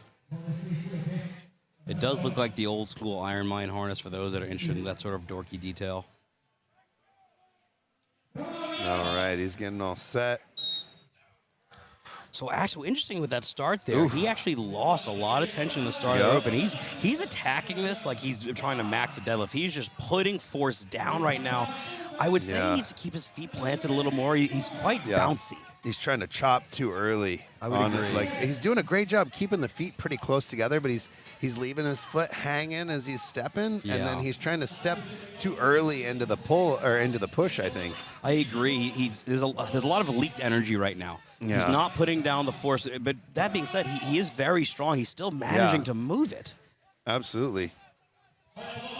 Looks like 40 seconds have elapsed. He's got about 20 seconds left to do this. Gagnon he's pushing. There's no quit this man, but he just needs to keep his feet planted. Just stepping for the sake of stepping is not going to work. Yeah, and this is where the field gets really tough as well. This last little portion of the parking spot. Looks like he's got about 5 seconds left. His skull is redder than JF's shirt right now. This man is feeling this event. And that's time right there. So he will be credited with the distance. Yeah, now that, again, high output, hard work. That was great, Effort. Thank you. Yeah. But Exertion. ultimately, there's some technical changes there that I think he can make to really get a lot more out of his own physicality. Absolutely. Yeah, it's that was excellent heart. Yeah. And maximum effort. But definitely if he were to keep his feet on the ground and put more into just staying exerted. Yeah. I think he would have gotten that a bit further. Speaking of excellent heart and great effort, Slow Mo Knife Co., one of the primary sponsors of this stream this weekend. What do they make? Slow Mo Knife Co., as the name would entail, makes some of the best artisan bespoke knives one could purchase on the market. Incredible knives. They were one of the primary sponsors of the Rainier, which is a qualifier for this competition. And if you are in the market for some beautiful, well-crafted knives that are also useful, check out Slow Mo Knife Co. But up next, we have we have Carl Roy, who right now is sitting in 4th in the overall for the competition. Yeah, and he's moving right along, doing a pretty solid job staying nice and low, keeping power down. Yeah, he's keeping pressure on that tractor, which is what is going to accelerate it, really. It's not about hit kind of pressure. It's about steady pressure where you are advancing and steadily putting more and more pressure into it. You want to accumulate that speed. He's definitely going to finish this out. Yeah. There's no question. Mr. Roy here he's such an unassuming strongman. You look at him, he's not some freakish muscle-bound man, but what he has in spades is determination and really just positions. His first event was great.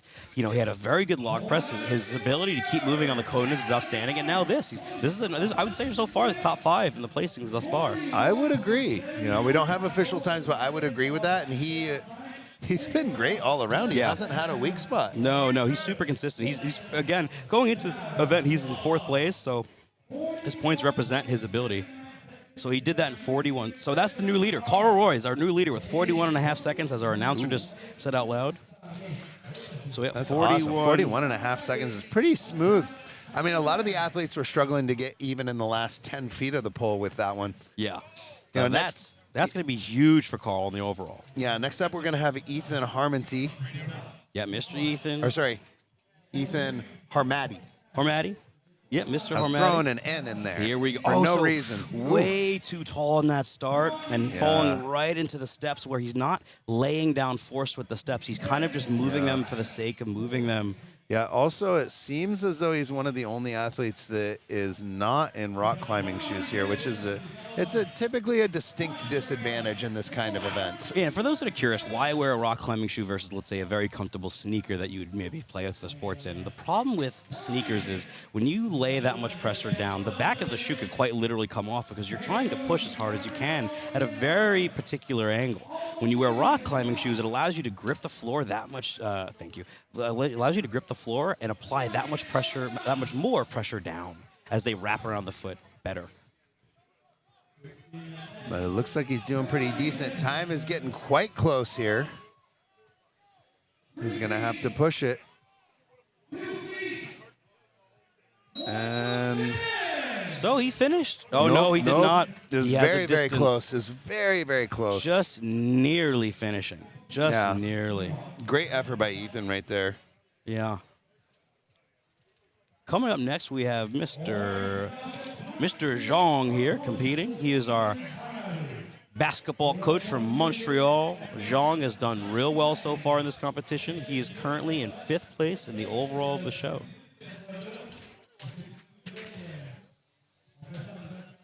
Quick mention to one of our sponsors, Carwin Creations. Thank you so much, Carwin Creations, for being one of the primary sponsors of North America's Strongest Man and Amateur. Yeah, great producer of CBD products, be it capsules, tinctures, and topicals. If you like Icy Hot, they actually have a great product called Refresh, which is like Icy Hot, but it has CBD in it. I'm using it on my back right now. That's wonderful. Check out carwincreations.com. Is that yes, the website? sir. Yeah, Wonderful. that's right. Right now, we got an athlete starting up. Mr. Zhang of Montreal. So he's a little upright. He weighs quite a bit, so it's going to help him get the initial momentum. But I would say he needs to start bearing down a little more. And he's starting to wade side to side here. Just a little too wide of a base, if I had to guess. He's really getting squirrely with those feet. Yeah. And this is an event where experience matters. It's so hard to set yourself up in a position to practice an event like this. So oftentimes, athletes only ever get to do it at the actual show. Absolutely, yeah. And I mean, where are you going to practice with a tractor like this? Exactly. Unless your buddy has a farm, it's going to be quite difficult. It's going to be very challenging. Which fortunately He's for getting us, pretty squirrely, but it looks like he has enough time to finish. He's going to have a decent. This is going to be a decent time. I don't think it'll be a top 5 time. Yeah. But it's decent. Just finishing alone is proving to be good points so far for the guys. But yeah, I think he's 46. 46. 46.6. Nice. 46.6 seconds. Very solid. About 5 seconds behind the current leader. And in an event like this, a lot of times we will see a really tight grouping of times. Yeah. But when it gets this heavy, we do see oftentimes a separation of 2 or 3 packs of the field, and especially when there's a distinct hard spot. That grade where they have to get up and over going into the very last parking spot, it can be a stumbling block for a large group of the athletes. Right, yeah. And, Zach mentioned it earlier, but having an incredible start is going to allow you to build that speed and momentum to then get over that bump, if you will, to allow yourself to edge through. So coming up next, we have Mr. Sturgeon Anderson, my personal athlete and one of our dungeon crew. Sturgeon's doing a great job so far in this competition, so far in 3rd outright. And this is an event that he was really looking forward to. He's well practiced. And here he goes, bearing down, keeping his head low. Very solid. He needs to keep the tension. He needs to stay lower and keep pushing, just like this. He's doing pretty good, keeping Not the pressure bad. down. Starting to pick up the pace a little bit. Yep, there we go. This is good. He needs to stay low, though. He's starting to get a little upright. There we go. Sturge making some of the technical changes required for success here. He needs to keep pulling with those arms and keeping himself low. This is not bad. Yeah, and everybody's a little different. I think he's staying very steady. Looking at him from this angle, I would originally think that he needs to narrow up his feet, but he's staying so steady that we're not seeing a lot of the sway that we've seen in other athletes. Right. So I would say that this works for him. Yeah, it's working right now. It's definitely something new for him. He's never pulled a tractor. Yeah, he will receive a time. I think it's going to be in the 40s. Good. Great job out of Sturgeon Anderson. That should be mid-pack, maybe upper mid of the finishers, but that...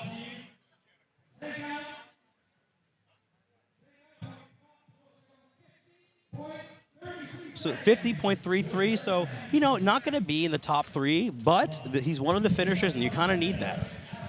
Yeah, I thought that was going to be about a 40-second one, but I guess I was a little off right there. Yeah, I honestly assumed it was as well, but you know, he's time moving. is the time. Yeah, he's moving pretty smooth, but next up we're going to have Fernando Arias. Arias, yeah, out of Pennsylvania. Fernando doing really well in this contest so far, sitting in second place in the overall. He's actually tied for first with 43.5 points. Ooh. Sturgeon Anderson, prior to this event, came in at 39.5, but here we go. Fernando is off. Fernando starting really low. Looks like he's getting some good power, but he's not wearing rock climbing shoes. That is a big technical mistake. Yeah, because his positions are quite good despite that. Yeah, a lot of times I would really suggest athletes to wear rock climbing shoes. Specifically, you may notice that some rock climbing shoes are really pointed. If you can get a larger toe box rock climbing shoe, which are available, those are the best shoe for most terrain. But he's still going to have a good time here. Despite the shoes, his positions are perfect, and he's just so strong. He's going to do this. This is actually quite good. He's going to be in the upper 40s, but that's good points. So yeah, it looks like he's going to be about, I would guess, 45 seconds. Let's see here. 44 maybe. That was great. This again. If this man were to if he were to have a rock, let's see here.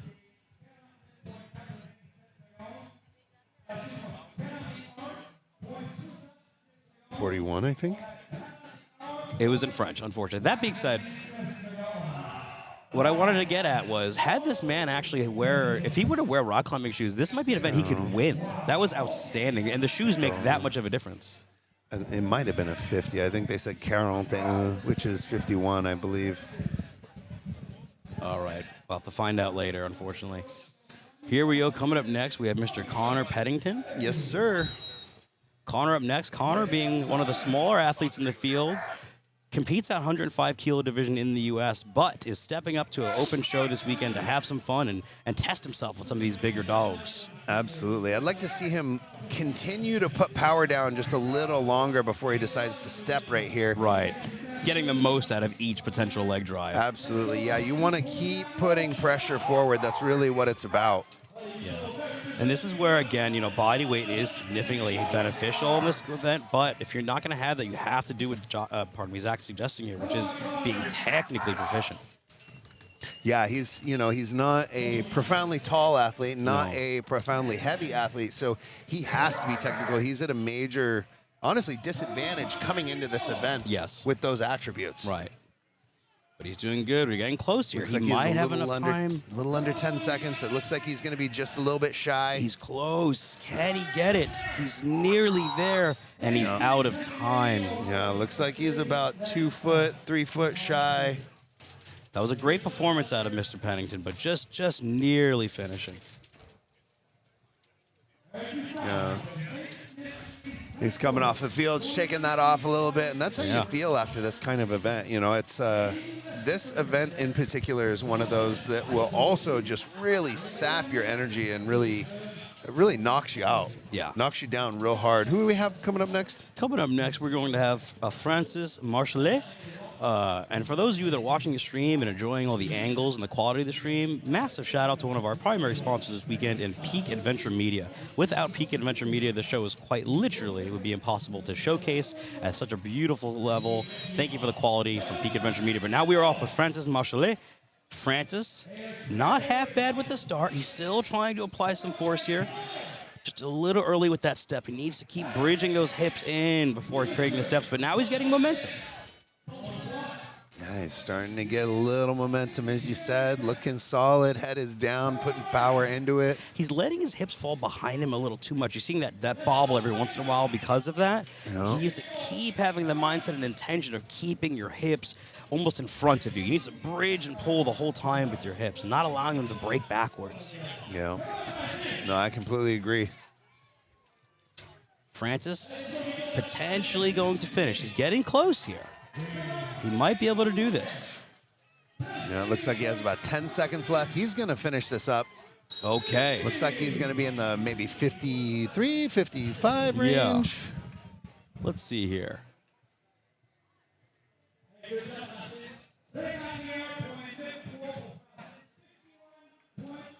$51.9 for Francis. 51.9? 51.9. Okay. All right. So honestly, just having a finishing run is huge points so far with this event in particular. Absolutely. So come Yeah, on. of the seven athletes that have gone most recently, there's 1, 2, 3, 4, 5 that finished. Yeah. So it's about half the field is not finishing Yeah. so far. Coming up next, we have Tommy Chevalier. Tommy so far leading the competition. Well, pardon me, tied for first in the competition with 43.5 points. Can he have? Oh, look at that start, Zach. Wow. That is how you start. Now starting to lean down. I do think he Keeping needs those feet down, power. Hips, Yeah. hips forward, like you were saying, not allowing his hips to be hung up and back. He's doing very good job here. The only thing that I would say here, really, is just keeping a little bit more power down and maybe not taking tiny steps before he gets more power into the pull, or into the push. But I mean, this is going to be a fantastic time for It him. is. He's getting towards the end though, Yeah. where that hill is. Can Yeah. he's starting to slow a little bit, but he can do this. He's nearly there. He's slowing down just a hair. Okay, so this will be interesting. I guess about 46-ish. He's going to have that's going to be a solid time in the 40s. Yes.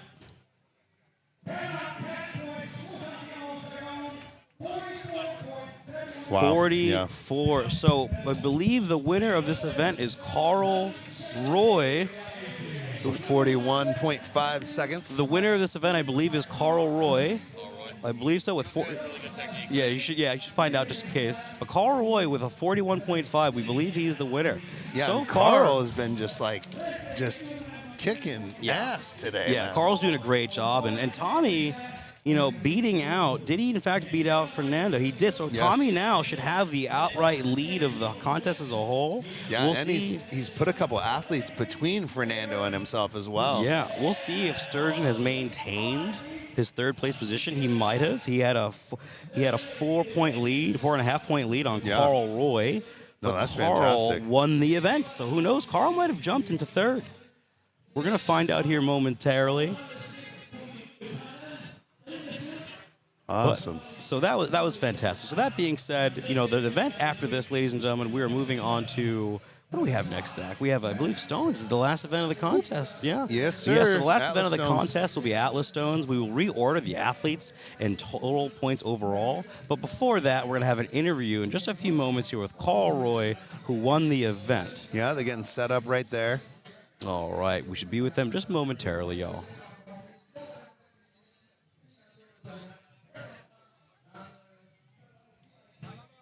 All right.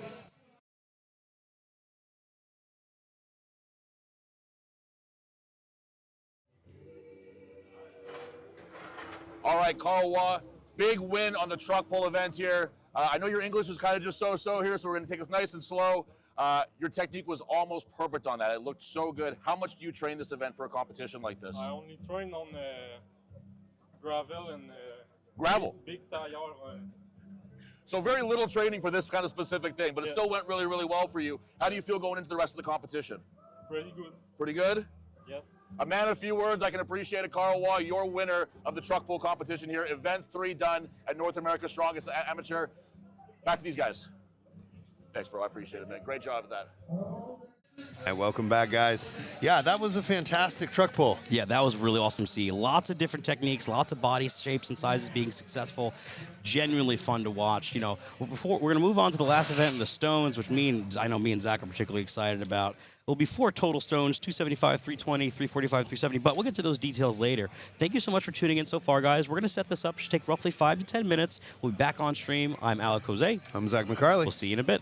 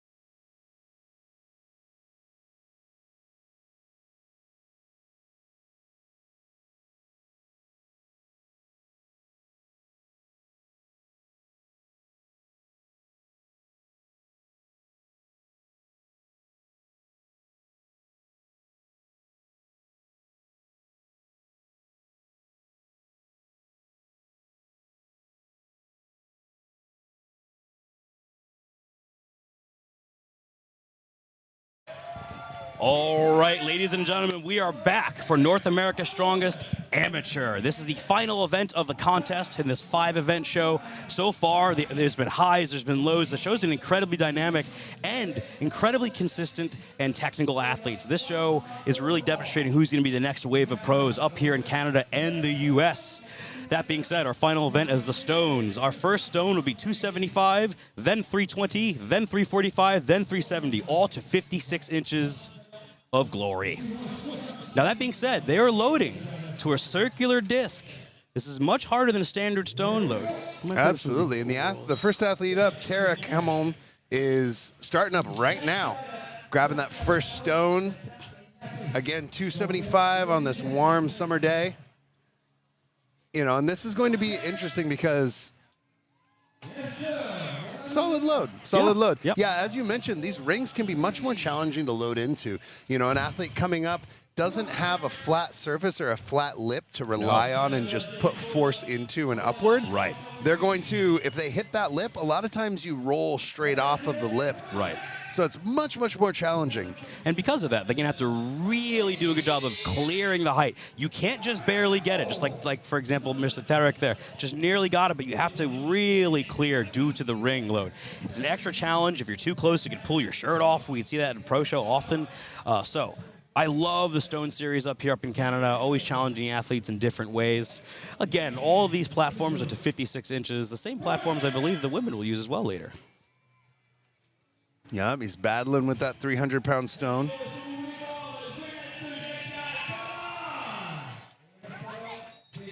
And they'll be credited with one stone. That's right. Quick shout out to one of our primary sponsors of the weekend, Holy Fire Forge and Gym. Thank you so much, Holy Fire Sport and Gym, for being one of the first sponsors for the stream here for North America's Strongest Man, Woman, and Amateur. Very much appreciate you, Holy Fire Forge and Gym. All right, next athlete lining up, Marc-Antoine Campong. Campogno. Sorry. Camponi? I have no idea that's what it is. But Mark Anthony is up next here. Again, first stone, 275 pounds. Easy load for Mark. Much better technical load. You know, he got his chin up, was able to free up some real estate on that upper chest, and was able to lift the stone much higher because of that. Yeah, I'd imagine these are platforms that Mark is accustomed to, being a Quebecois, a native to the region. And that's a massive benefit. You know, if you could train on some of the implements in your show, huge.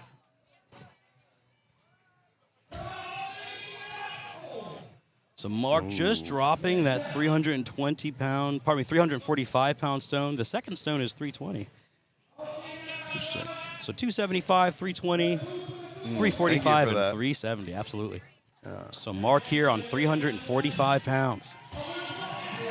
He has a very wide stance in the pick. I wonder if he'll step in, and he is. Now, him stepping in is going to allow greater elevation as he tries to extend the stone from lap to the top of the platform. And that looks like it is glued to his, like it is stuck. That's, after a competition like today, I expect your lower back to be a little fried. Right. Right? Right. Yeah, these athletes have had a long day, 4 events in a row here at this competition. They're out in the heat, they're out in the sun here in beautiful Victoriaville, Quebec. Thankfully, the weather is on our side, but it's still taking it out of the athletes. Absolutely. And that last athlete, a very unofficial score of 2 stones in about 17.8 seconds. And a quick reminder, next athlete coming up is Vincent Guillermet.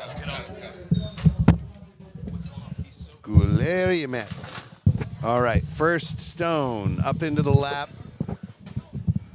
The first stone loaded. Just taking over for Alec here for a little bit. Tyler Sigurdsson back. Yeah, welcome back, Tyler. Hey, thanks, man. I appreciate it. Nice to sit down again. Yeah, I bet. All right.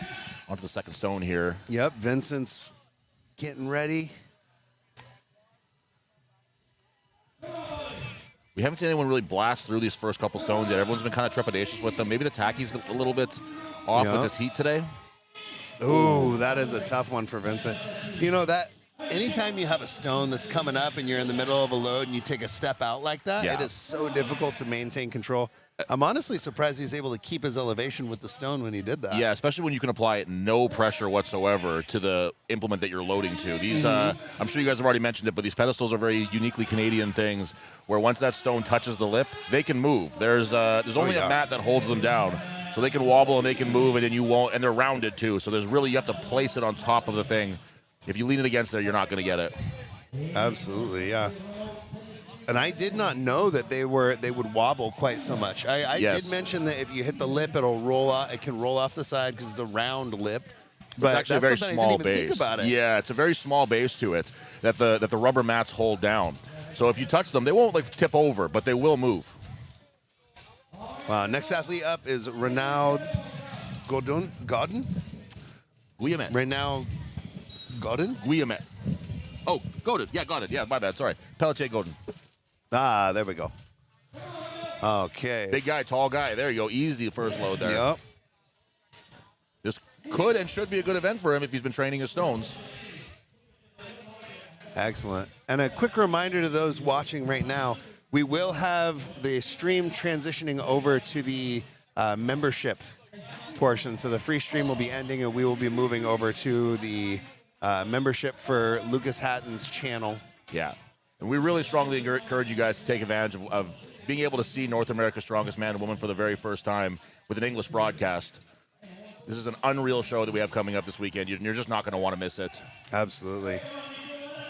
Right now, Wow. That's the first guy to get that third stone, I think. absolutely, yeah, that looks like it's 3 in around 44 seconds. He's still working on this last stone. Come on, Renaud. And for this event, I'm not sure. It looks like athletes have 75 seconds. Yeah, we have So the, he we have the still has rules in front of us in French, which is not super helpful to our Anglophone friends here, but we're doing our best. And he'll be credited with 3 stones in somewhere in the mid 40s seconds. Very unofficial time, but we're going to be working on getting that a little more official here shortly. Next athlete coming up, Marc-Antoine Gagnon. Gagnon? Yeah. Okay. So what we're not seeing in these amateur ones is the ones that we will be seeing in the pro show, which is the 68-inch version of one of these pedestals. And if you're kind of on the fence of paying for the membership to get the show, that stone loading event alone is worth seeing. Is worth the price of admission. It's unbelievable. It's got to be one of the highest stone loads in the world. Yeah, that is high. 68 inches. That's just as high as I am tall. There you go. Yeah, I did it last year. I had to shoulder it and kind of plop it in there carefully. Even the really tall guys like a Bryce Johnson have to be careful with one like that and not having an easy time with his first stone. I think the tacky's slipping on him. Yep. Yeah. Good job getting that chin up. Looks like he'll load that first one in around 22 seconds. He's not in a rush. I think he knows what he's capable of today. He's not trying to get him real fast. He's just trying to get what he can get.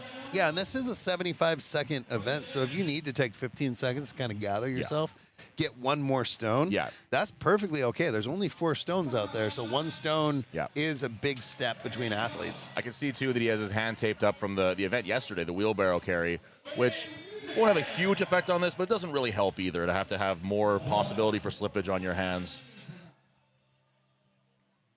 Yeah, absolutely. A couple athletes got torn up by that yesterday. Yeah, well, I can relate to a torn hand during a grip event, I'll tell you that right now. That wheelbarrow was unforgiving yesterday. Oh, yeah. Marc-Antoine has about 5 seconds left, so he's really got to commit to this third stone. And time is going to elapse. And that is time. He'll be credited with 2 stones in around 49 seconds. Next athlete up, Ethan Harmanti. Sorry, I keep throwing an N in there. Harmati. Harmony, yep. That's one of the English names even. I know. I'm like, you know what would go good right there? An N. Now you're Just trying right to in the apply middle. a French accent to it. Yeah. You're getting a little flavor to it. I like Harmante. it. Yeah, exactly. Zach Macaulay. Zach Macaulay. Give me the little, what do they call that? Accent aigu. Yeah. Yes. We. Yeah. We're all learning together here. All right. Despite being Canadian, Ethan I'm not starting. French Canadian. Yeah. All right, Ethan starting. Ooh, nice easy load in that first one. Yeah, very smooth first load. All right, I'm going to head it back to Alec here. Awesome. Thank you so much, sir. Appreciate it. All right, second stone, 320 for Ethan. Very smooth load. Now, Ethan seems to be going about the smoothest, fastest smooth route here, not rushing in between stones. Absolutely. Lots of power, though. Great extension. Very nice. He's on a great time. He's in the mid-30s right now. Yeah, he is. Yeah, really good time thus far for Ethan Harmati. Yeah, and the jump being 25 pounds from that 345-pound stone to the 370 stone, which he's on now. That's not nothing. That's big. Yeah, he has around 25 seconds left. So it looks like Ethan is opting to stop here. Yeah, it but looks- 3 stones in a very respectable time. That would be okay on the points, I'd imagine, for Ethan. Yeah, it looks like he will have done that in around 32, 33 seconds, right about. And I agree for those in the chat. Tyler is one of the best commentators, which is why he's here this weekend helping us interview the event winners for every event. We love Tyler Sigurdsson. Shout out very to chill. Yep. Yeah, I like him just mellow. And one of our primary sponsors for this weekend, Iron Age Gym and Podcast by Tyler Sigurdsson. Big supporter of North America Strongman as a whole and a sponsor of this competition. Excellent. Next up, we're going to have Adrian Nesta. And another reminder, we are going to be transitioning over to the premium stream here pretty soon. Yes. Yes, today we'll be able to, although this is actually on that stream, I believe this, no, it's not. So, yeah, we'll be going over to a members-only stream. For those that are watching right now, if you want to go and subscribe and join the channel, so subscribing is not enough. You must join a membership of the channel in order to get North America's Strongest Woman and Man. But right now, Mr. Nesta is on stone number 2, 320 pounds. Comfortable lap position, extension, and load. Yeah, 2 loads in under 30 seconds. Nice and smooth. Yeah. Great and pace. Yeah, and for those watching, again, it's very difficult to load to these platforms in particular. You have to be quite accurate and confident in your extension, having to excel the actual standard height in order to get it successfully. And he gets the stone number 3 at 345 pounds. Yeah, that does look like it will be right in there with the current quickest time and the current lead. Mr. Nesta, 370 pounds, last stone. Yeah, this would put him in the completely out-and-out lead right now. Okay. No one has loaded that 4 stone yet. Here It looks we like go. he has around 10 seconds. He's got to extending. commit to it. He's leading. Chin. He can get Ooh, nearly there. that's a tough one. Oh, just Yeah. lost the extension. Yeah. So close. He actually exceeded the height. He just mistimed his forward push for that load. Mr. Nesta, well done. Nearly completing the series. Yeah, next up we're going to have Andrew Wilson. The spotters and loaders are taking those things off quick and getting these ready. They're Like, on the it's- ball. Well, it's boom, boom, boom. Most of these spotters and loaders are actually pro strongmen here up in Canada. So it's really nice for them to come out and share their time and, more importantly, help this next wave of guys at this show. So thank you so much to the spotters and loaders here at Victoriaville. Absolutely. Yeah, the strength culture here is really fun. You know, like you can go out somewhere rich. It's very and rich. people, you know, strong men and strong women have a certain look to them. People will ask you flat out, Yeah. Are you strongman? Yeah. are you strongman? I Like was- general population knows what it is here. Yeah, I was at the bar last night, and 2 couples in their mid to late 50s were talking to me. At one point, they're like, "Do you know who Hugo Gerard is?" And they were just strongman fans. I was like, "Yes, I do." That's But here we go. awesome. Up next, we have Mr. Andrew Wilson. He's a tall athlete, so I expect Andrew to be quite comfortable during this event. First load, 275, easy lift. Mr. Wilson going for a smooth, slow is fast approach. He's walking in between stones, not quite rushing.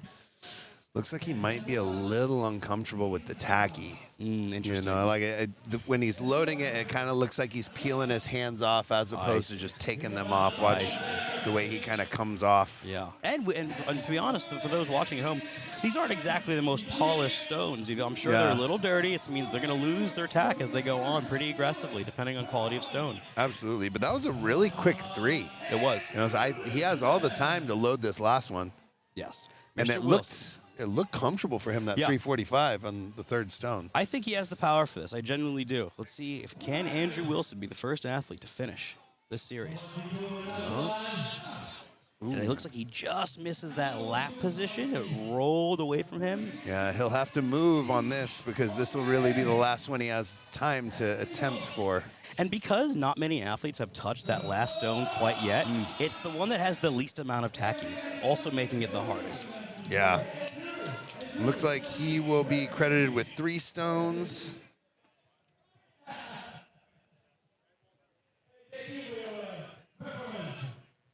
All right. And the next athlete up is going to be Tremont Desmateux. Yeah, Mr. Tremont having a great contest all weekend, choosing to go shirtless. Bold choice, Tremont. Yeah, and I feel like Tremont would probably not mind us calling him Trey. I actually got a chance to speak with him yesterday, and again, one of the podium finishers from the first event. Yeah, he has an incredible grip, incredible power. It's been a real joy to watch him so far and seeing which events he excels in and which ones he's not maybe as competent. But Tremont's getting ready here. He looks confident. I feel like he would be a good stone loader based on his grip strength and his back strength. Let's see. Okay, comfortable 275. Yeah. Next up, 320. I appreciate the hustle that he has going in between stones as well. Yeah. Tremont just starting to extend here. You can tell he has a very strong back, but the leg power out of the hole seems to be where he is challenged the most on this event. Yeah, it also looks like he's a little uncomfortable with that last portion of the extension as well. It looks like he's kind of struggling to maintain position. It could be just fatigue from the day, though. I mean, event 5. 5-event show, 4 events in one day today. Yesterday being a posterior chain blaster or a neurological blaster. Here we go. Tremont trying to extend 345 pounds. Can he do it?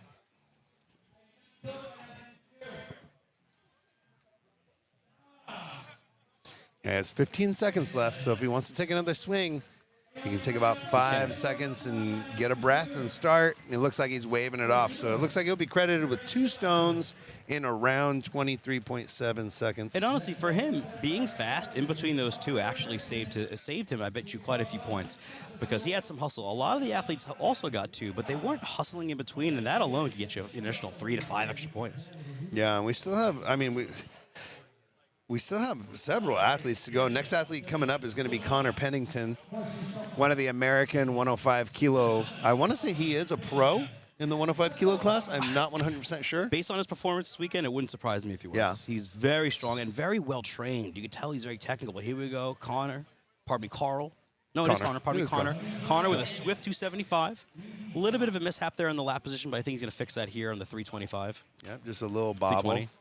Now, Easy that extension. looks like it was Beautiful. probably the most comfortable 320 that we've seen so far, and I would say that is the fastest through 2 we've seen. Very smart approach, being fast in between. We're on to 345 here.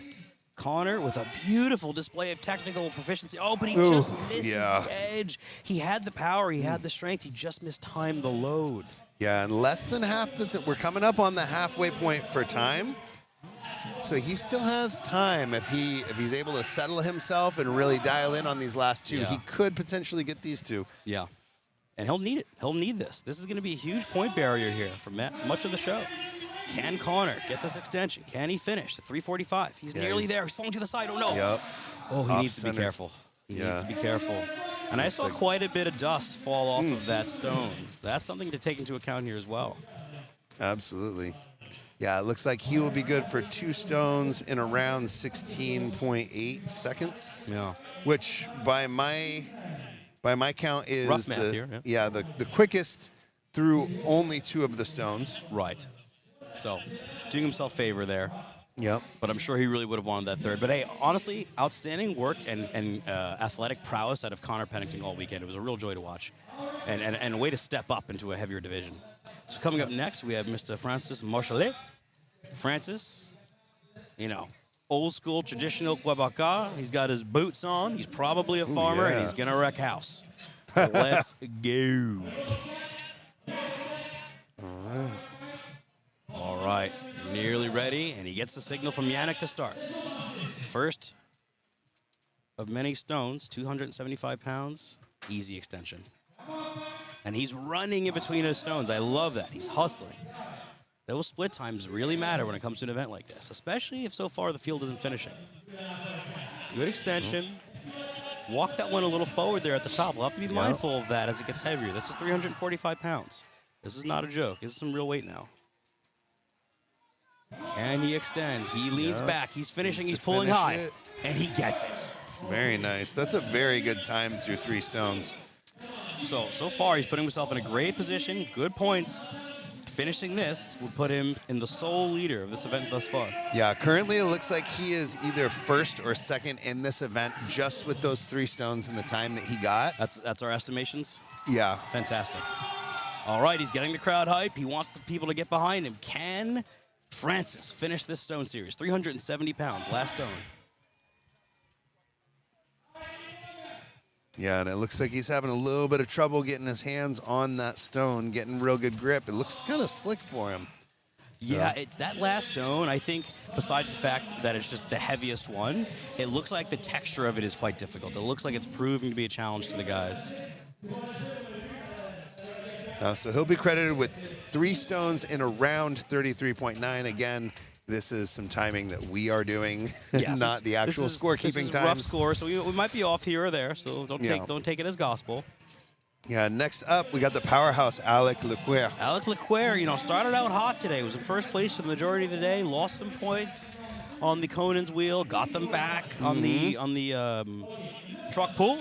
And now, coming into this last event, 1, 2, 3, 4, 5, 6th place. Not bad. He's the powerhouse we've been watching all weekend. Something tells me, with the lack of equipment here, he's gonna mug this. This is the outfit of a man that's confident in stones. Here we go. Stud. 275 lapped and extended. Although I'm gonna say I don't think he has enough tachyon. He seems to be nearly raw. Oh. I did see a little bit of instability in that first stone, and then that second one, it looked slightly unstable. He's moving swiftly. Yeah, his split times are still good, but you're right. There is an uncomfortability, specifically in the lap position for Alex. Yeah. Oh, goodness gracious. That's scary. It almost seems as though, as he's transitioning from floor to moving the stone to past the knee, it almost as though like his leg is not quite stable enough to maintain that. That's what it's looking like to me. On the right side in particular. Yeah, it looks like he's just going to roll the stone or pivot the stone a little too early. Oh, he's extending. He's really got to get that chin up, and his heels came up. You saw it. Yeah. He's a very strong athlete, but, we're starting to see in some of the events where size helps, Alex is starting to struggle a bit. Yeah. Yeah, he's still got about 15 seconds, so he's got enough time for one more swing at this. Yeah. Then he's going to wave it off, Yeah, honestly, smart move. You never want to, it's the last event. You obviously want to go all out, but you want to be safe with your body. And Alex has had a tremendous weekend so far. We're now moving into the top 6, it seems, or top 5 now. Mr. Zhang coming in this event in 5th place by my account here in fifth place. Yes. So, right now, Zhang has 48 points in 5th place. So this is big for him. He's going to want to try to jump Sturgeon Anderson, who's only 1.5 points ahead of him. Here we go. Zhang is up. 275, first stone. Okay, interesting. We're having a bit of a mishap here, potentially with tack on stone number 1. Oh, no, this is catastrophic. Yeah, this is bad news. We need Zhang. This is important. He needs to at least get 2 to maintain a top 5 in the show. And he's walking now. Maybe this is something that he knows about himself as a weaker event. Maybe he doesn't have stones at his local training facility. It's hard to say, but this is not quite what he would have wanted if I had to guess. Looks like he fixed that tacky problem. Whatever it was, that came up nice and solid. It did. Ooh, okay. I would say a very back-focused extension. Not too much power through the leg drive, but that was a better load. Mm-hmm. Weirdly enough, the 275 was harder than the 320. Yeah, this is a big differentiator, this third one. Here we go. And if you can get through 4, you will be the current leader. Yes. Whoever finishes is winning so far. Yeah. Right now, it looks like Zhang is unable to get that 345 off the floor. He's going for another pick. His hips are quite low in his initial picking position, but maybe that's just an anatomical thing. It looks like Zhang is going to wave it off. Listen, so going into this event, he was top 6. Outstanding weekend so far for Zhang. But right now, we have the Sturgeon Anderson. Sturgeon right now is in 4th place in the contest. Sturgeon knows he needs to have the run of his life in order to get back in that podium position. And fortunately for him, his favorite event is, in fact, Stones.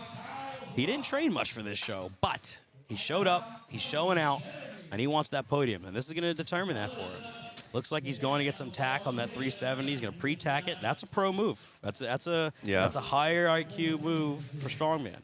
It is. I completely agree with you, and it is something that you can do in competitions. You can go up and request to look at the stones. Almost always that is allowed, especially at a higher level competition. And it does look like he wanted to go through. He wanted to just take a look at each of those stones. Sturgeon lining up on the line. Here we go. Sturgeon Anderson getting ready, and we're off. He needs to go now. He needs to just go. Oh. Okay, Sturge. He's got to hustle now in between. He's got to hustle. He's got to hustle. There he goes. One. He's running. 320. Okay, grabs it. Easy extension. He needs to extend that harder. No, I completely agree. That was a little bit of a, for a taller athlete, that was a little bit of a lazy top half of that. 345 to the lap. Can he extend and load it? And much better, much better. This is a great time. This is a great time so far. This might be the leading time so far. If Sturge finishes the series, he will be the leader of this event thus far. Yeah, it does look like he is unofficially currently first in this event. He needs to go now, though. He needs to squeeze the life out of this stone. Sturgeon Anderson gets it to the lap. 25 seconds. Can Sturge load this? He's leaning back. He's extending, and he gets the stone. Outstanding work by Sturgeon Anderson. So far, the winner of the event. Yep. Way to go, buddy. So proud of you. 4 stones in around 59.8 seconds. Not bad. Not bad at all. Way to go, Sturgeon Anderson. Representing himself well. Celebrating a bit with partner Sarah Johnson. Sarah Johnson, his running partner. Outstanding work from Sturgeon Anderson. We're very biased, but we're very proud of Sturge. Next up, we're going to have Carl Roy. Yes, as of right now, Carl's in 3rd place. He's ahead of Sturge by 2.5 points. Pardon me, 3.5 points. Carl needs to have a good stone run here in order to maintain his podium position. Sturgeon came into this event with 49.5. Carl's at 52. And then second is 58.5, and then first is 59.5. So we have a tight. This will decide podium right now.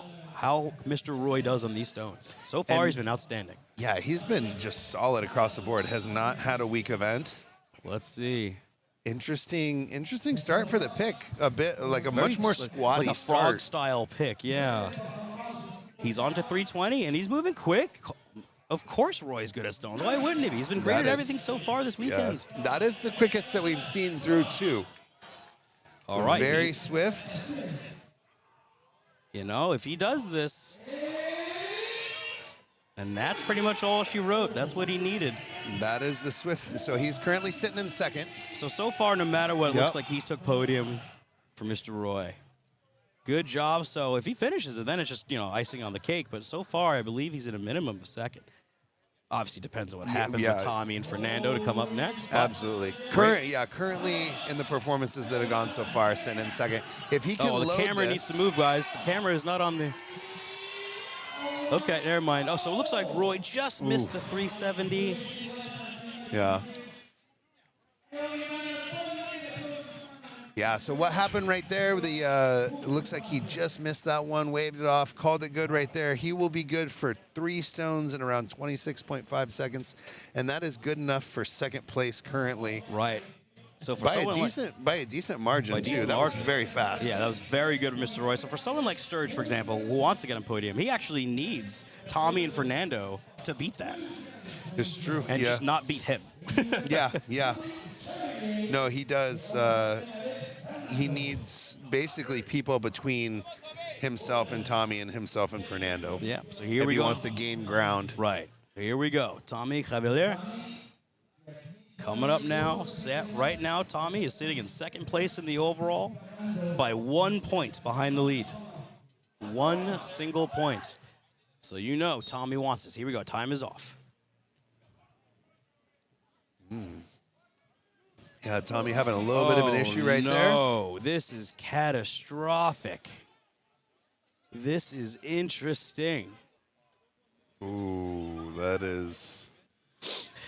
Here we go. I mean, I hope he's okay. That's very interesting. This is as bad as it could get. He was in second by. Oh no, I can't tell if he's inexperienced with stones or if his tacky has failed him entirely. But this is not ideal for Mr. Cavalier. Yeah, I mean, it's possible he's going out there and maybe he has some kind of injury. It looks like he's having a real issue just getting to the lap. Yeah, this is, I mean, oy vey. Okay, so he's still got 40 seconds left. Yes. He could make up some room here. If he loads 3, it'll be pretty much what he needs. I'll be honest, it's looking like last place. Yeah, It's looking like last place for Tommy. This is as bad as it could have got. Yeah. This will shake up the points by quite a bit. Yeah, very much. As of right now, Sturgeon Anderson is still winning the stones thus far. He's got 5 seconds. And at this point, the points have been lost. It's over. Wow. Yeah, unfortunately, that's 1 stone in around 46 seconds. This might have cost him the whole podium. This might have bumped Sturgeon to podium. Yeah, it does. It looks like that. I can't see that. Sturgeon might have just got podium due to that. Yeah, wow. Very unexpected turn here for Tommy. Sorry, buddy. You performed brilliantly all weekend. It was such a joy to watch you compete, but sometimes that's the way it goes. But our final athlete in first place as of right now is Fernando Arias out of Pennsylvania, USA. Fernando's had a brilliant competition all weekend. Yeah, been strong across the board. It's a real joy to watch him. Let's see here, 275 to lap.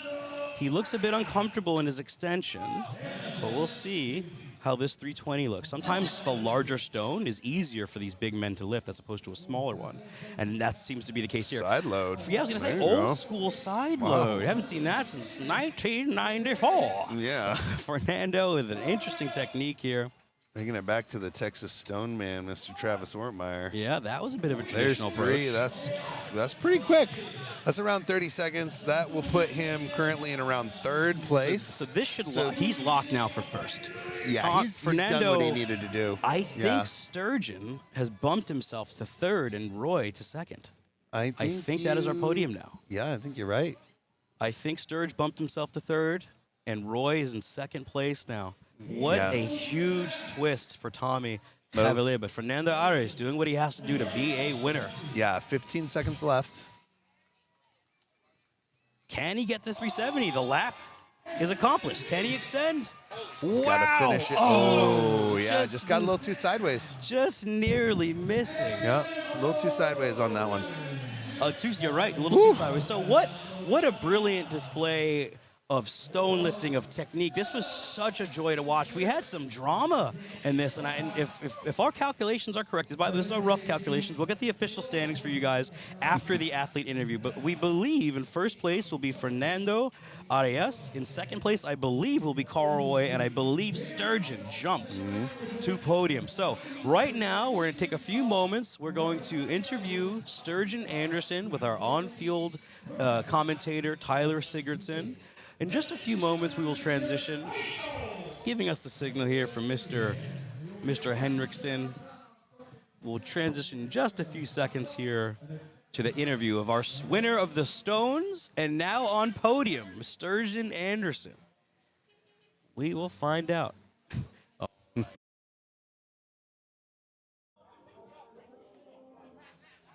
All right, big Sturge with the big stone load here.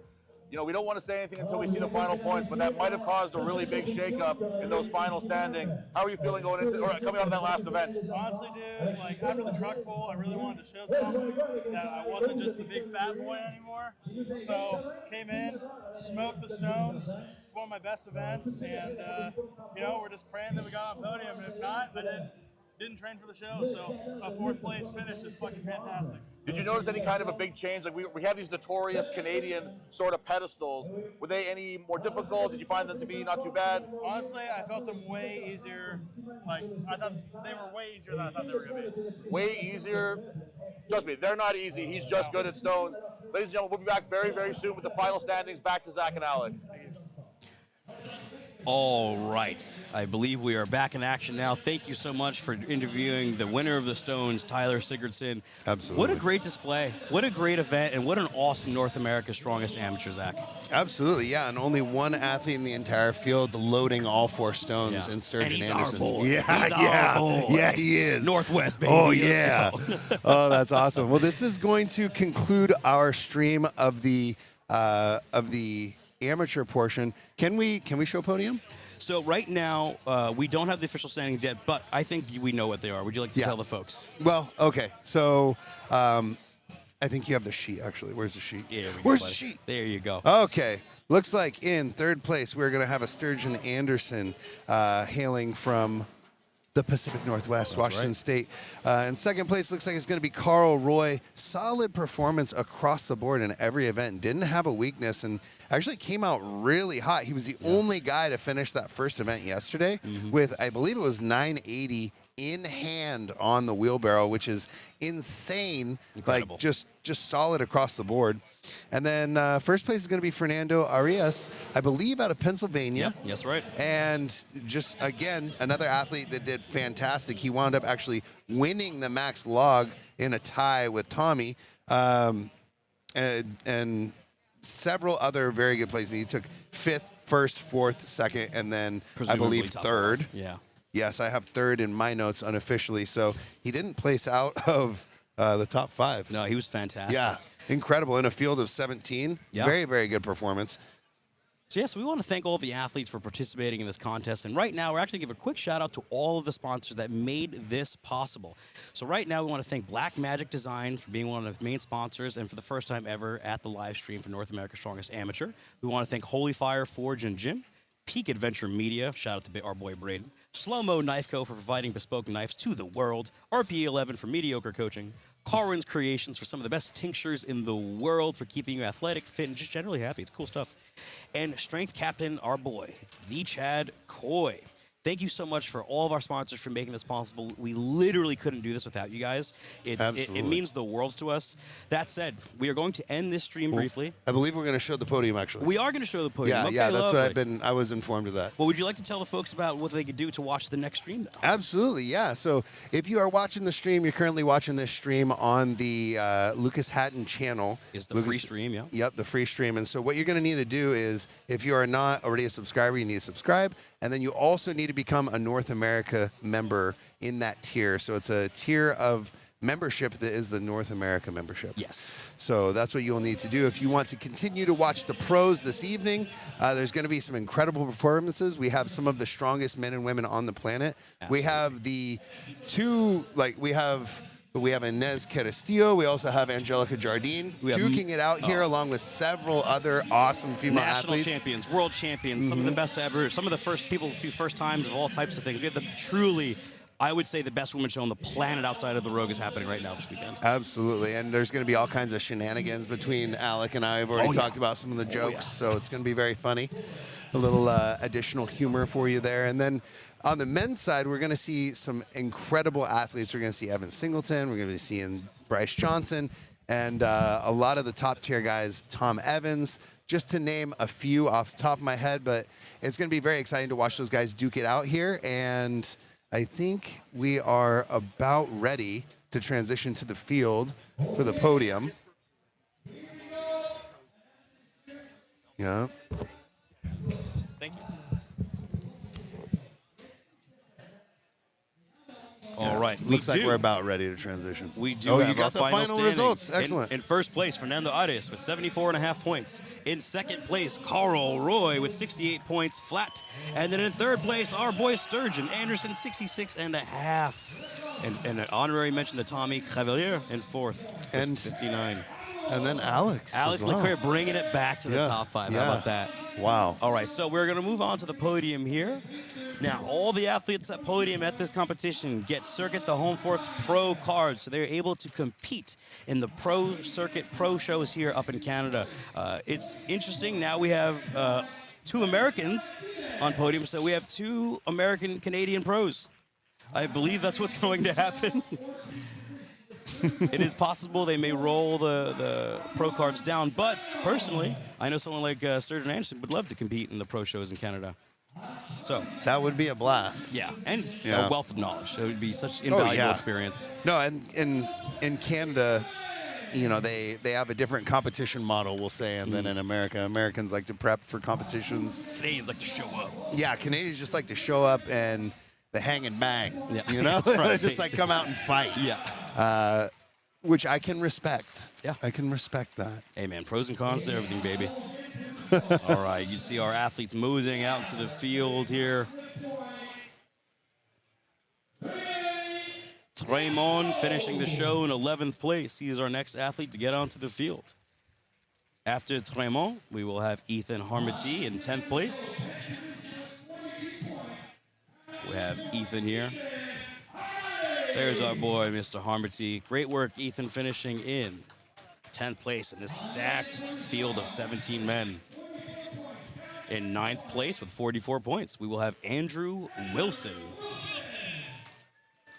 Thank you, Andrew, for providing a fantastic performance to watch. Absolutely. And in 8th place with 47 points, we will have Connor Pennington, our 105 boy from the East United States. Great job, Connor. Great performance all weekend. He was a real joy to watch. Very technical strongman. Yeah. Fantastic. Lightest competitor in the field, if I'm not I'm mistaken. fairly certain he is. And in 7th place with 53 points, we have Mr. Zhang, our Canadian, our Montreal basketball coach. Great work, Mr. Zhang. He was a real joy to watch compete. Oh, he's coming out there with his son. How adorable. Oh, no, never mind. Got told to stay. All right. In 6th place, we have Francis Mochelou with 53.5 points. So just a half a point above Zhang. Ooh. Look at this spread here. Half. Oh, wow, yeah. Very tight from 5th to 7th place. Oh, yeah. And in 5th place, we will have Alex Lechery.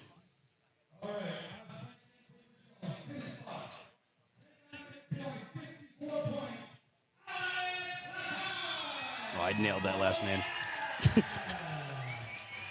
All It right. was close enough. It was close enough. Now, in 4th place, this gentleman was leading the show for majority of the contest, Mr. Tommy Chevalier. Really devastating last performance, but hey, Tommy nearly getting his pro card. It was fantastic to watch him. 59.5 points. And now moving to our podium positions. Would you like to read them off, Stack? Absolutely. 3rd place, coming out with 66.5 points. Hailing from Washington State in the United States of America, Sturgeon Anderson. Our boy, Big Sturge. Sturge. Very well done. Very proud of Sturge. Showed up, showed out. He made some mistakes. He did some great things to pull himself back, showed the heart of a champion in the last event, and did what he had to do to get himself back in a podium position. Yeah, fantastic fight. A lot of athletic maturity out of Sturge over the last few years. It's going to be a real joy to watch him blossom. Yeah, sitting in 2nd with 68 points. Solid performance across the board. He won 2 of the events, the wheelbarrow and the second to last event.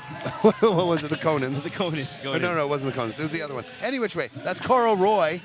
It's Truck in pull? French. Tractor I cannot pull. read that. Tractor pull. Okay. Tir Camion. Yeah. Is what it is. Yes. Fantastic. Carl Roy, outstanding work, brother. Way And- to get second in this field.